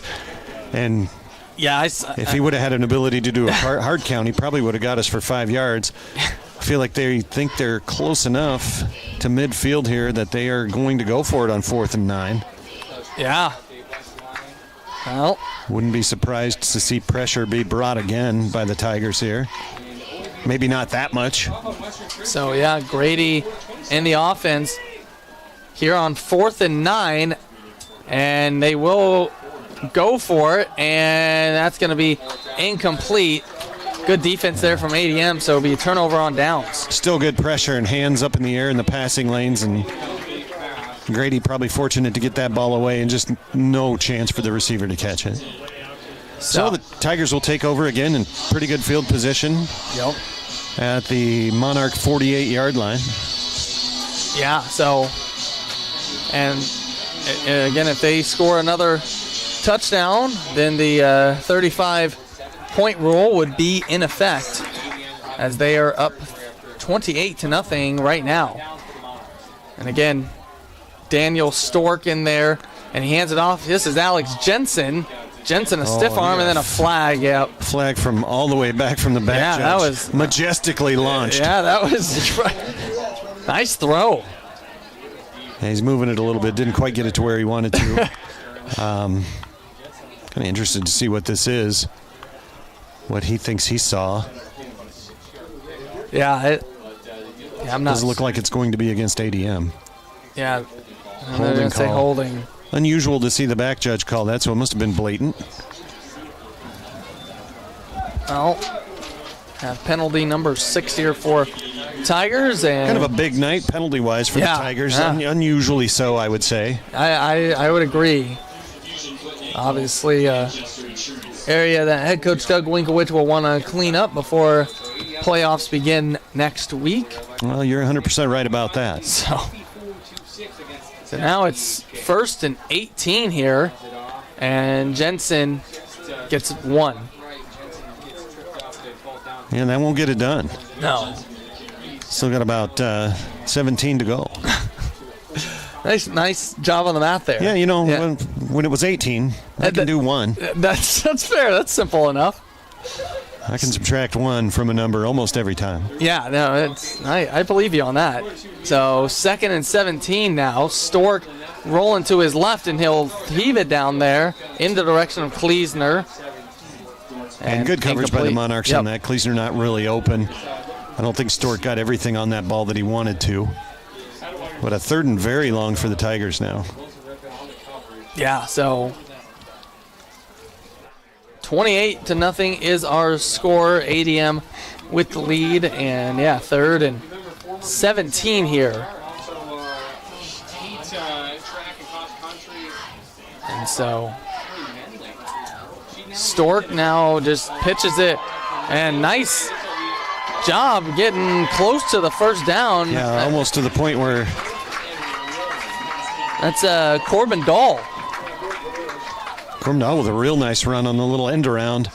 And Yeah. now it's 4th and 1, and I am not surprised to see the Tigers still out here on offense in this situation from the Denison 39, 38-yard And line. now a timeout from Denison-Schleswig. Yeah, so Corbin Dahl needed 17. He got 16, but puts them Tigers in position to at least go for it here. And so now we're starting to see a little more of those role players coming in, and that's, it's good to see, good to get them in and get the kind of more of the starters out, just to avoid injury. And I mean, like you said, Brad, I mean, really, not trying to obviously disrespect Denison and run up the score here. Well, not at all. And it gives them a chance to get some other guys in too. I mean, they've got to play football again next year as well. Absolutely.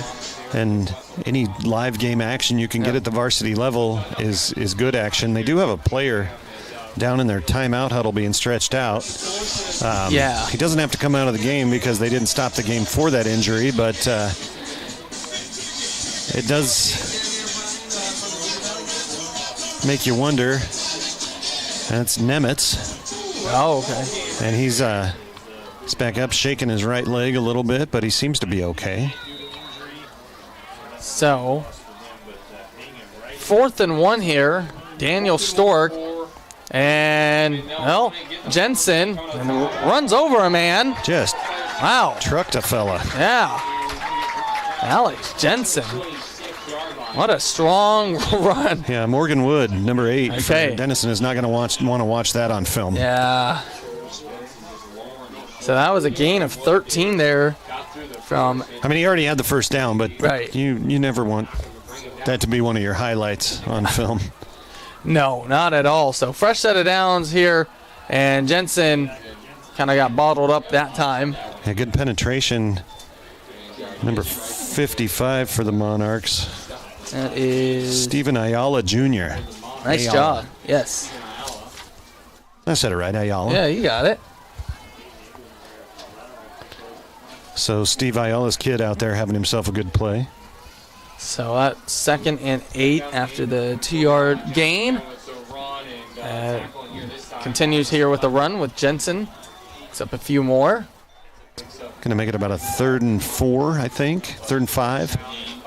So a gain of 3. Looked like more than a 3-yard gain, but we do start in the pistol formation with the quarterback about 5 yards behind the center, and the running back another 2 behind him. So Stork and that was Blaine Grady who was coming to pick it off, but it does get to the receiver, ADM. Did look like he had him tackled, but just refused to go down. And I can't. I didn't see who it was. I'm sorry. No, you're good. I think it's Kleesner. I believe you're right. And it'll be 4th down after the gain of 1. Hard way to have no gain. Yeah. Oh, they jumped, but they did not call encroachment. So plenty of time left on the play clock. 4th and 4.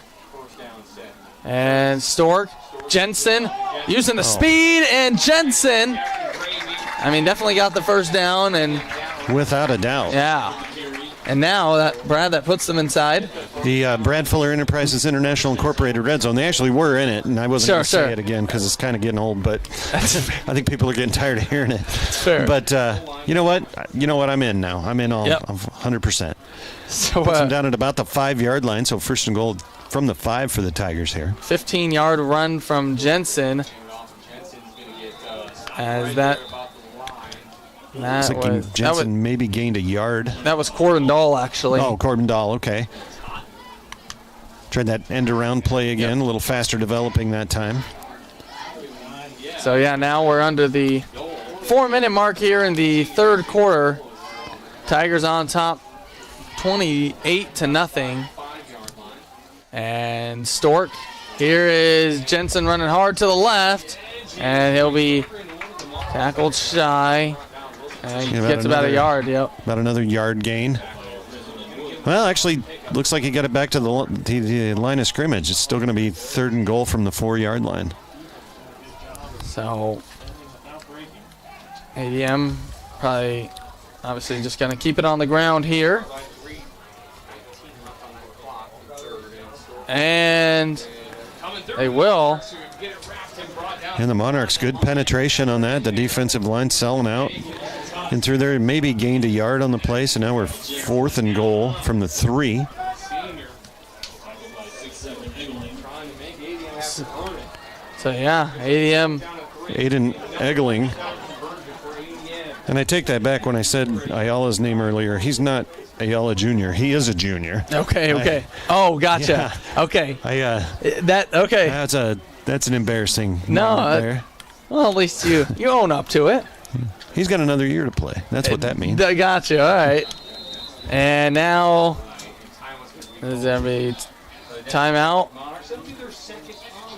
So timeout Denison-Schleswig. Denison not being afraid to use their timeouts here in the third quarter, down to 1 left for the half. So, yeah, 2:32 left, and Brad, obviously, ADM with a... I think they would like nothing better than to keep the Tigers from getting in the end zone here. Sure, absolutely. It does mean they're going to be starting very deep in their own territory to begin their second drive of the second half. Yeah, if they don't get the stop right here, yeah, you're absolutely right about that. So we'll see what happens as we have breaking the action. Some other scores here from around Raccoon Valley Radio. Well, it is Creston on top of Perry, 19-13. That game is at half. ACGC on top in their game, 27-0. And Dallas Center Grimes and Cedar Rapids Kennedy tied at 7 apiece at the end of 3. So those are some other scores. DCG, obviously, Class 5A, and Brad learned to, as we get back to play here, and that will be Stork picking up the touchdown. Daniel Stork, 3 yards out. Pretty much untouched into the end zone. Kind of a fake handoff and just followed Jensen right into the end zone. And good blocking. So that was the first touchdown tonight, not scored by Upstarzik. Obviously, Upstarzik now is out of the game. But Daniel Stork, it's in. Colby Simons keeping the leg warm, and it is good. And our score is 35-0, 2:28 left to play in the third quarter. We'll take a break and be right back. It's K1079 KKRF. This is always an exciting time of year at Adel Health Mart. The new fall decor is arriving daily. As we prepare to spend more time indoors, just think about how much better you will feel when you give that room a new look. If you are having trouble with ideas, just browse the gift department and their staff will be glad to help. Adel Health Mart is so much more than a drugstore. Rediscover this locally owned hidden gem on the west side of the historic Adel Square. Welcome back here to the Adel Fairway broadcast booth. Check one Ettingham, joined by Brad Fuller. Again, 35-0 is our score. ADM on top. Reed Starzig, 4 touchdowns in the game. Daniel Stork, backup quarterback for the Tigers, just scored his first, and this one brought out, and we'll get to about the 16-yard line, and that is where the Monarchs will set up here. And Kipton Reed just showing textbook pursuit and open field tackling on a kickoff. Got by his blocker, broke down, waited to see what the returner was going to do, and just planted him right there where they met. And didn't bite on any of the head fakes, just watched his waist and went after it. Yeah, no, really, like you said, really characteristic and textbook from the Tigers. So now we have the running clock here in effect with the lead at 35. So Grady tried to pass, and that will just end up at the feet there. As intended receiver was Bautista. Yeah, thank you, Angel Bautista. I don't think that was necessarily that bad a throw. I think Bautista heard people coming his way, what they call hearing footsteps. Sure. And he decided he didn't want to be met by that many footsteps. I mean, that is fair, yeah. So that brings up 2nd and 10 here. And Grady, that's a low snap. Kastner gets it. And, yeah, gets some positive yards. Kind of gets knocked forward for about 2. And we're down to 50 seconds left here. Yeah, so Kastner. In the third quarter. Kastner, gets the gain of 2. That's only his, I have it as his third carry here in this second half. So, and this is only the second possession here for the Monarchs here in this second half. As here's Gravy with it. Gravy, nice run. And he's going to get close to the first down, probably about 7. Clock obviously will continue to run down to 15 seconds left to play. Gravy's had some effective runs when he's gone wide. Yes. When he's more of a sweep. And that's especially at the end of that first half and here into the second half. Absolutely. So it was a gain of. And the Monarchs are not going to get another snap off. So it was a gain of 7. So it will be 4th and 1, and Monarchs will go for it on the other side of this. Again, the third quarter comes to an end. ADM on their way to their 8th victory as they lead 35-0. We'll be right back after this on K107.9 KKRF.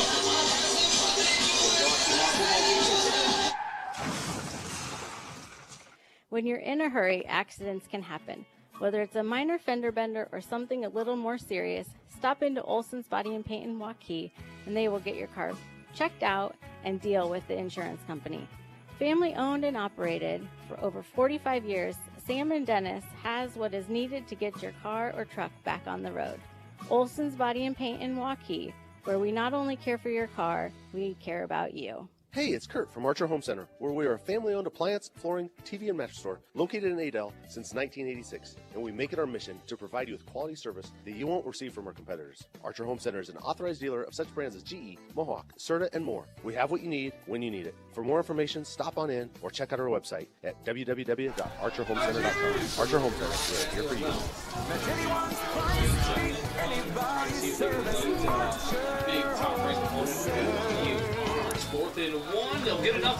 And welcome back here to the Adel Fairway broadcast booth. Getting enough for the first down is the Monarchs, and Kastner able to break through, or just enough. Just enough. I mean, they needed less than 1. Yep. And he got about 3. And I think we're going to see Denison-Schleswig Monarchs in 4-down territory pretty much the rest of the way here. I mean, they want to get some points up on the board. Yeah. Down to what are going to be a very fast 11 minutes left in this game. Yeah, absolutely. With the running clock, and Kastner gets a little room, gets a hole, and gets close to about 10, so I'll call it 9. A lot of different faces out there for ADM on defense right now. Yeah, so definitely important to note there. As again, a lot of the starters now on the sidelines going to get rest up and prepared for whoever they will play next week. We know we'll be here in Adel. Again, we'll find that out tomorrow, and then we'll share that information with you. RaccoonValleyRadio.com, so make sure you tune in there. Gravy, yeah, only needed one for the first down, but got about 6. So Gravy, nice job. Yeah, good run out of Gravy, good blocking up front, doing a good job against a lot of the reserves for the Tigers, but we've seen them be effective in games. Yeah, and people thought they were going to come down and score, and they've managed to not let them do that. Yeah, and another year in the weight room and a little more learning. They're going to be a formidable unit next year. Yeah, Denison-Schleswig still on their side of the field right now. Ball at the 44-yard line. Under 10 minutes left to play in this fourth quarter as Grady going back, and now he's just going to heave it, and it will be out of bounds. So, he's throwing it towards the big tight end or big receiver, Selecta, but he couldn't have caught that even as tall as he is. His arms aren't long enough to reach 4 yards out of bounds, so... And a good pursuit by the Tiger defensive front. Weren't really bringing any pressure on that. That was just the front 4. Yeah. So 2nd and 10 here as Denison-Schleswig trying to put some together here late, and we'll pitch it back to Gravy. Gravy picks up about 3 or so. Gravy's kind of been their bread and butter back here. I can't help myself. I don't even know what to say to that, but sure, absolutely. Oh, man. It's not spelled. It's no. Like a nice beef gravy. It's Greave, I believe. But hey, if he's going to say it like that, we're going to say it. No, absolutely. It's a fun name to say, and he's definitely, him and Kastner have really had great games here tonight. 8.5 minutes left, and a little quick handoff to Kastner. Yeah, speaking of Kastner, get about 2 or 3 more, so it's going to be a 4th and 4. Okay. Right at the 50-yard line. Right at midfield. At the 50-yard line. So we'll see here if ADM's defense and can hold strong. Down to about 7:45 left in the game by the time they snap this. Like you mentioned with the running clock, obviously things moving much faster now. So Grady setting up the offense now. 4 on the play clock, and then there was some movement. Get a false start against the Monarchs here. Yeah, that's an easy one for the referee. So it will be. That's going to make it a 4th and 9 instead of a 4th and 4. Yeah. And 4. That does stop the clock momentarily. Now it's running again. About 7:30 left, and some different personnel coming out. Yeah, so I don't know if still see Grady out there, so I don't think we're in a punting situation, but who knows? Yeah, exactly. Who knows? I mean, honestly, with some of the stuff they've tried to run tonight, this could be anything. Now there's 3 on the play clock, and they're not going to get this off. No, it will be. They are going to spend their last time out, so they got 7:08 left in the fourth quarter. Well, they'll take a timeout. We'll take 30 seconds as well. 7:08, like Brad mentioned. 35-0 ADM on top of Denison-Schleswig. We'll be right back. It's K1079 KKRF.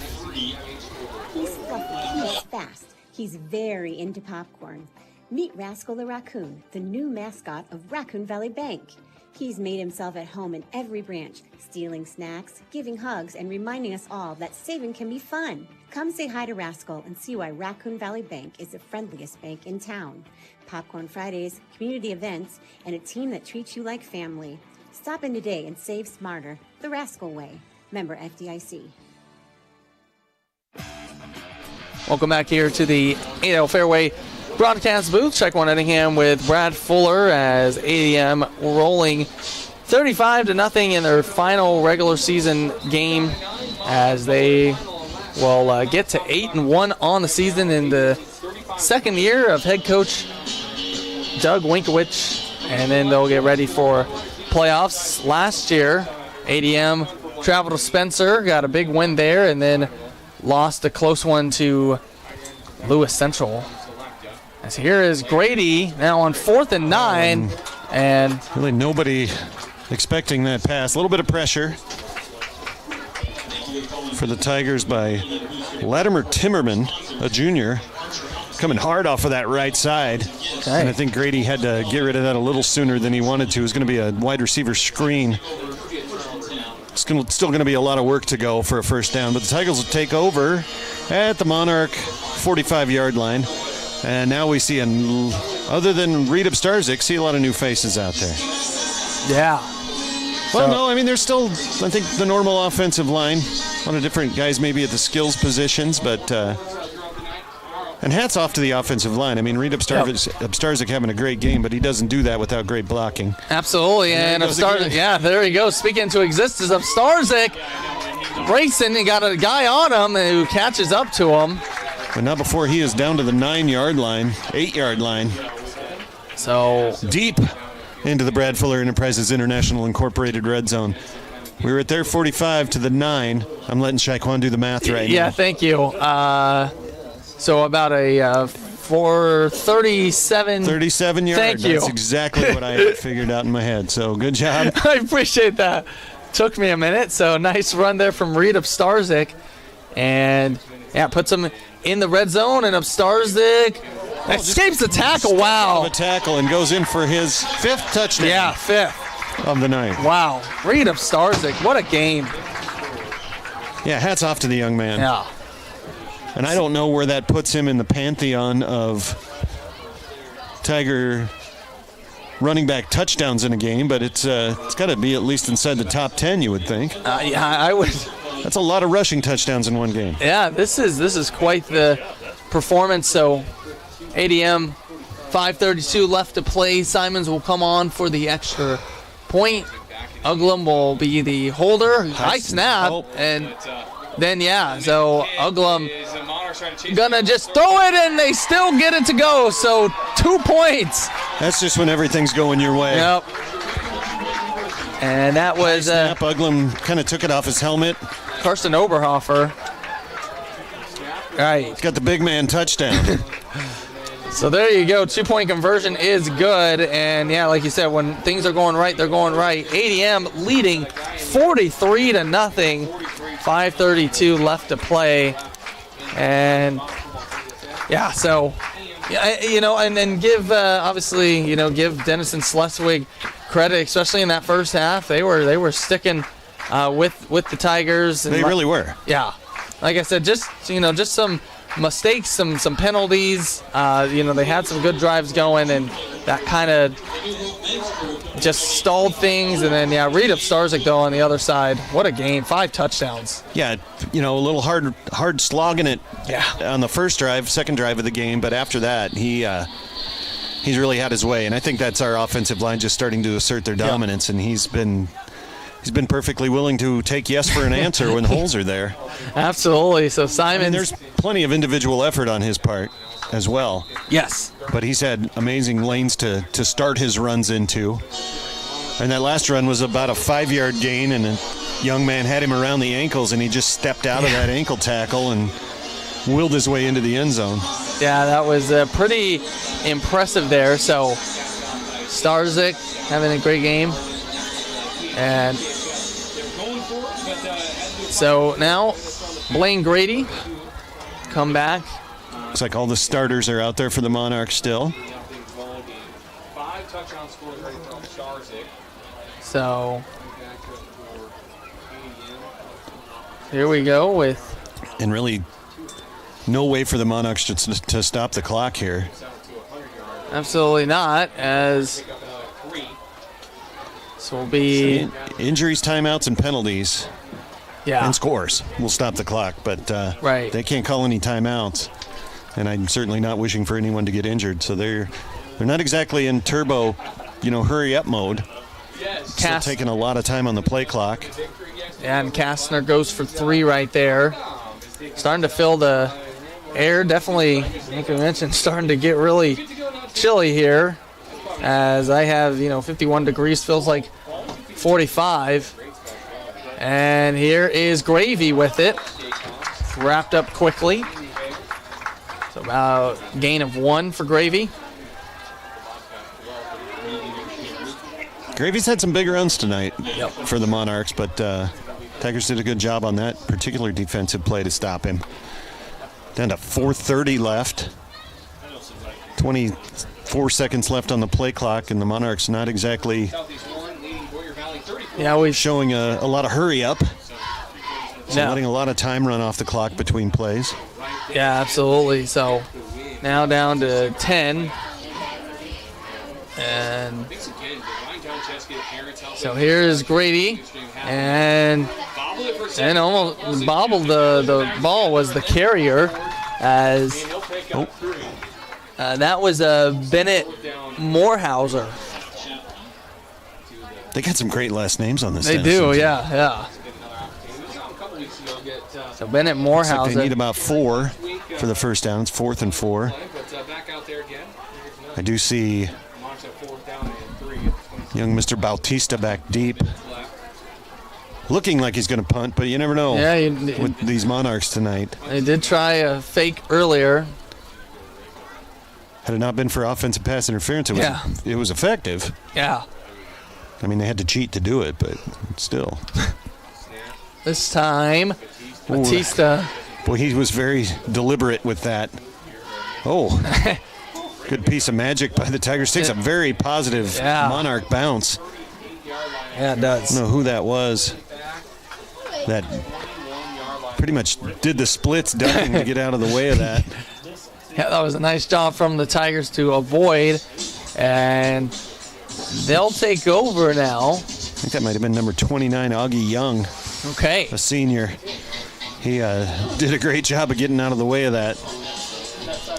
So they want to give the ball back to the Monarchs with good field position. Tigers will take over at their own 21-yard line. Yeah. 2:40 left to go, and now they've blown it in, so 2:35.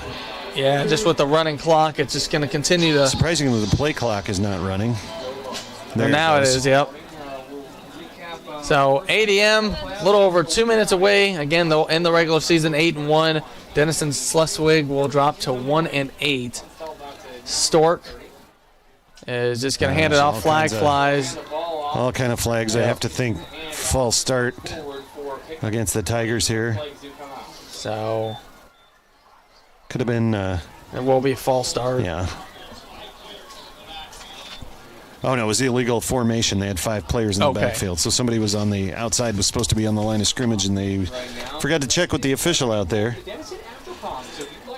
So you don't have to do that as a receiver, but it's always a good idea to. Yeah, absolutely. So now less than 2 minutes to play as clock starts running again. 1st and 15, and clock will run here. Stork hands it off. It is Jensen, and then ball comes out, but was he down? They're killing the clock. It looks like it's going to be Denison's ball, maybe. Yep, Denison's ball. So now Denison takes over with 1:27, no timeouts. Fairly deep in Tiger territory at the 30-ish yard line, 32, 31. I don't know. They're not putting it down. Sure. So I can't see the other side. Alex Jensen does call it the 31 fumble. And so it will be ADM. Denison-Schleswig will start from ADM's 31-yard line. And now under a minute to play. And let's just see if Denison can avoid the shutout and get a touchdown here late. Grady will hand it off, wrapped up there. A gain of about 3, and now we're down to 38 seconds left in the game. If Denison wants to get on the scoreboard, they're going to have to take a shot. And like you mentioned, they're not the fastest moving offense. So still in the huddle now, down to 24. They'll get to the line, and at this pace, this will be the last play of the game. So we'll see, will it be a pass down to 14? And it will be a run on the right-hand side, and a nice effective run. And that will do it. So ADM. Number 5, Charlie Beek, just a sophomore. Nice carry for him, but it's too little too late for the Monarchs. So yeah, ADM will defeat Denison-Schleswig. Final score of 43-0. Grab a easy victory here to end the regular season. They go to 8-1. Denison-Schleswig drops to 1-8, and they will get in the line. They will shake the hands, and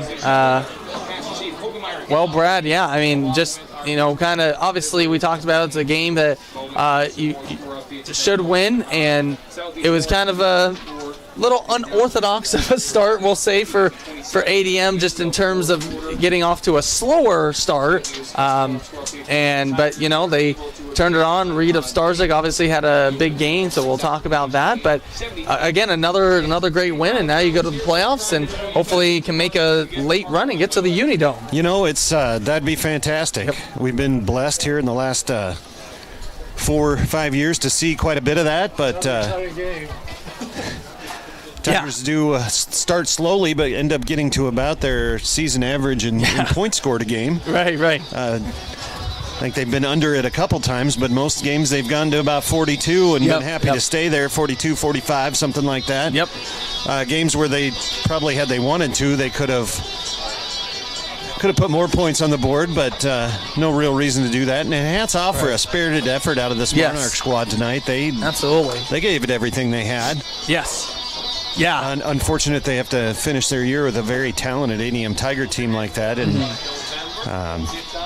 just a lot of gifts on this Tiger squad in terms of speed, strength, ability, all the good stuff. Football knowledge. It's a smart football team for the most part. Yes. You can't always say that about a football team, even some of the good ones. But right. No, these kids know how to play and know what to do in the situations, and they really showed it tonight when they got off to kind of a slow start, but ended up going very well for them. Absolutely. Well, long bus ride home for the Monarchs. Yep. But they can walk out of here with their heads held high, knowing they played a good game. And for kids like that, it doesn't matter whether you go 8-1 or 1-8. Right. These kids work just as hard all year to try to win football games. Doesn't always work the way you want. I mean, they're unfortunate to being in a district with some just powerhouse teams. I mean, potentially 3 state qualifiers. Right. In one district. I don't know how many other districts can say that. Not too many more, just based on the sheer number of teams that make the playoffs. But it's definitely something. They're in a different district. Maybe they have a little bit better win and loss total. Yeah, absolutely. Now the game-winning fireworks are going off. Yeah. Well, do want to... you don't see that every week. No, absolutely not. You do here. Yeah, right. Hopefully, I don't know how that works with playoffs, if they'll be able to have the cannons or the fireworks next week. Sure. There's some different kind of rules about that. Tigers going over. No surprise, Mr. Obstarzik is ringing the victory bell. He's earned every bit of the right to do that tonight. Absolutely. We're going to take a quick break, and we'll, again, this is the Fullers Petroleum postgame show. For over 50 years, Fullers Petroleum has been serving the area. Take advantage of their 24-hour pay-at-the-pump service. Just take it right out of Tiger Drive. Head up the hill on Old Portland Road. Discover today the advantages of filling up with quality Fuller fuel. So we'll be right back, get you final numbers, and get you out of here. ADM wins it over Denison-Schleswig 43-0. And we'll have more right after this. It's K1079 KKRF. Stressed or just not your best? Discover Spiked IV Infusions in Adel. It's time to level up your wellness at Spiked IV Infusions in Adel. Whether you need an energizing pick-me-up, a Botox boost, or help shredding extra pounds, we've got you covered. Want to relax and rejuvenate? try a red light therapy bed, or enjoy a sauna session. Come see us in Adel, where ultimate wellness is just a drip away. Book your appointment by visiting our website or Facebook page. You deserve to feel spiked, not drained. New weekly deals going on at the Fairway in Adel. Get a free $10 Fairway gift card when you buy $30 and Nestle frozen products, valid in store only. Fairway 100% orange juice, the 52-ounce select varieties, is only $3.99. And don't forget about the Fairway Always Fresh meat counter with USDA Choice arm roast for $6.99 a pound and 8-ounce USDA Choice New York strips at $6.98 each. It's new weekly deals going on at the Fairway in Adel.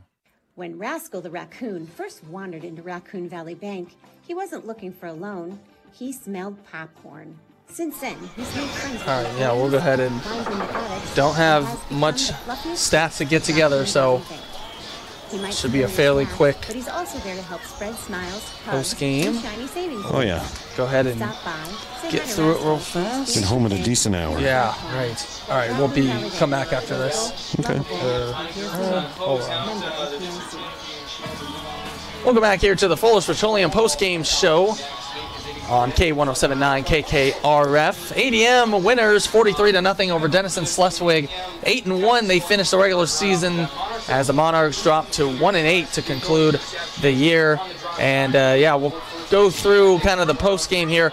Again, don't have a lot of stat numbers. ADM were able to take care of business relatively easy tonight. Big game from Mr. Reed of Starzig. 5 of the 6 touchdowns scored by him. A couple of an interception by James Finnegan on the Tigers, and just great defense got Denison-Schleswig to just turn over on downs. Kind of just a quick rundown. Not really going to go through every play and all that. We'll just get through the numbers here. So for Denison-Schleswig, Blaine Grady tonight completed, I had him 3 passes for 61 yards. Camden Nemitz, 46 of those. Ryan Slechta with 15.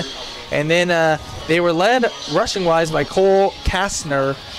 Now he rushed 16 times for 80 yards. Not a bad night. No, his long was 10, but yeah, he was pretty consistent. And so, yeah, he had a great night. Jackson Gravy finished with 42 yards off of 7 rushes for him. Ethan Totten had 2 rushes for 12 yards, and it was Bennett Morehauser there at the end, 1 rush for 2 yards. Then on the other side for ADM, Hudson Scholl completed 6 passes tonight for 55 yards. Ethan Uglum 3 receptions for 31 yards. It was Leighton Grolman, 2 receptions for 17 yards. Reed Klusner, 3 receptions for 20 yards. Daniel Stork had 2 completed passes for 13 yards. Scholl only rushed for 13 yards tonight. Didn't really need him. But the big man, like we mentioned, Reed of Starzig, 5 touchdowns. And Brad, again, unofficial, but I had Starzig rushed 16 times for 191 yards. I was going to say he had to be close to 200 after those last 2 drives that he scored on. Just hard to have a better night than that. Yeah. I mean, young man came out with a fire in his belly. He absolutely did. Running like he had something to prove. Yeah. He really didn't, but he thought he did, so we'll go with it. Absolutely. Alex Jensen rushed 8 times for 37 yards. Leighton Grolman had 1 yard. Corbin Dole had a couple rushes for 17 yards. And Daniel Stork had the 3-yard touchdown, so he was the only other one not named of Starzig to score a touchdown tonight. And Brad will kind of go through our post-game segments. We'll start here with tonight's Picture Perfect play presented by Archer Home Center here in Adel. And for you, what was that Picture Perfect play tonight? Honestly, there's so many to choose from, and most of them could go by the last name of Starzig. But I'm going to give it to young Mr. Finnegan on that interception on that first Monarch drive. When they were really moving the ball down the field and looked like they were going to threaten to make this a much closer game than it ended up to be. Not going to lie, the timing of it was great. Probably one of the easiest interceptions he'll ever have. It's kind of right to him, but still good timing for it, and it needed to be done, so a good job out of him. Yeah, absolutely. No, that was definitely a timely play. So, again, that's tonight's Picture Perfect play presented by Archer Home Center located here in Adel. And now, I mean, just formality's sake, I know who you're going to say, but it's time for tonight's Player of the Game, brought to you by Farm Bureau Financial Services agent John Harada, offices in both Adel and Dallas Center. And, well, Brad, who's the man tonight? I mean, you know who the man is. It's got to be Number 8, Reed Right. Starzik, 16 carries, you said, for almost 200 yards, 191 unofficial yards. 5 official touchdowns, I'm sure about that. Yeah, right. Yep. I mean, all but one of the touchdowns tonight belonged to him, and you just have to take your hat off. Sometimes it's your night, and tonight was his night. I mean, a lot of hard work out of him, but great blocking up front by some of the big fellas. And they just did a good job in workmanlike fashion tonight. Not necessarily the quick strike, explosive Tiger offense we're used to seeing all the time, but it was definitely effective tonight. A little bit slow to get started, but yeah, just a great night, and hats off to young Mr. Obstarzik. Good kid, well deserved. Absolutely. So Reed Obstarzik's tonight's player of the game brought to you by Farm Bureau Financial Services agent John Harada with offices in both Adel and Dallas Center. For insurance or investment advice, call 515-993-4266. And Brad, well, now this is where it gets fun. We start playoffs. Obviously, like I have mentioned earlier, we will find out who ADM plays tomorrow, but we know the game will be back here in Adel, so that is good news. That is good news. And unlike last year, had to go to Spencer, had to go to Council Bluffs to face Lewis Central, ended up losing that game. But with what you've seen from this team over the 9 regular season games, what are your thoughts going into the postseason here? Well, I know we've lost to what is considered the number 2 team in the state in North Polk, and we've had a test by, I don't know what Lewis Central's, but they were playing for their postseason lives when they played us last week. Yep. And honestly, that's a team we've always struggled with to finally get the monkey off our back and win that game. I have to think these kids are confident and think they can hang with just about anybody. Going to have, all the teams are going to be good from here on out. They're going to get the top 16 teams in the state are going to make the playoffs. Yep. I think RPI-wise, ADM's going to be around 8, 7, something like that. I don't think they really go up tonight. Sure, yep. Based on the win tonight. But going to get a comparably ranked team in RPI. Yep. But getting them at home is huge. Yep. I think somebody told me maybe Fort Dodge, but who knows? Yeah, we'll find out for sure. We don't know what happened to Fort Dodge. Maybe they lost tonight, and that would change things. So we'll see. Going to be fun. Yeah, absolutely. Yeah, it's going to be a great time. So we can't wait to bring that here to you again. That will be next Friday on Halloween. It's also it's state cross country season. Yeah, that will be going on. State cross country will have the meet going on a little earlier that day. So ADM will be running. So yeah, lots going on. That's in Fort Dodge. Yeah. So you're making think about that. You're making correlations, but yeah, like you said, we'll find out who ADM plays. We'll let you know as soon as we find that information out. But again, Tigers finish 8-1 here on the year, and we'll go ahead and get this wrapped up. Before we do, want to thank Alex and Otto back at the Raccoon Valley Radio Studios. Thanks, fellas. I was ready that time. Alex and Otto, you guys do a great job. Absolutely. You make us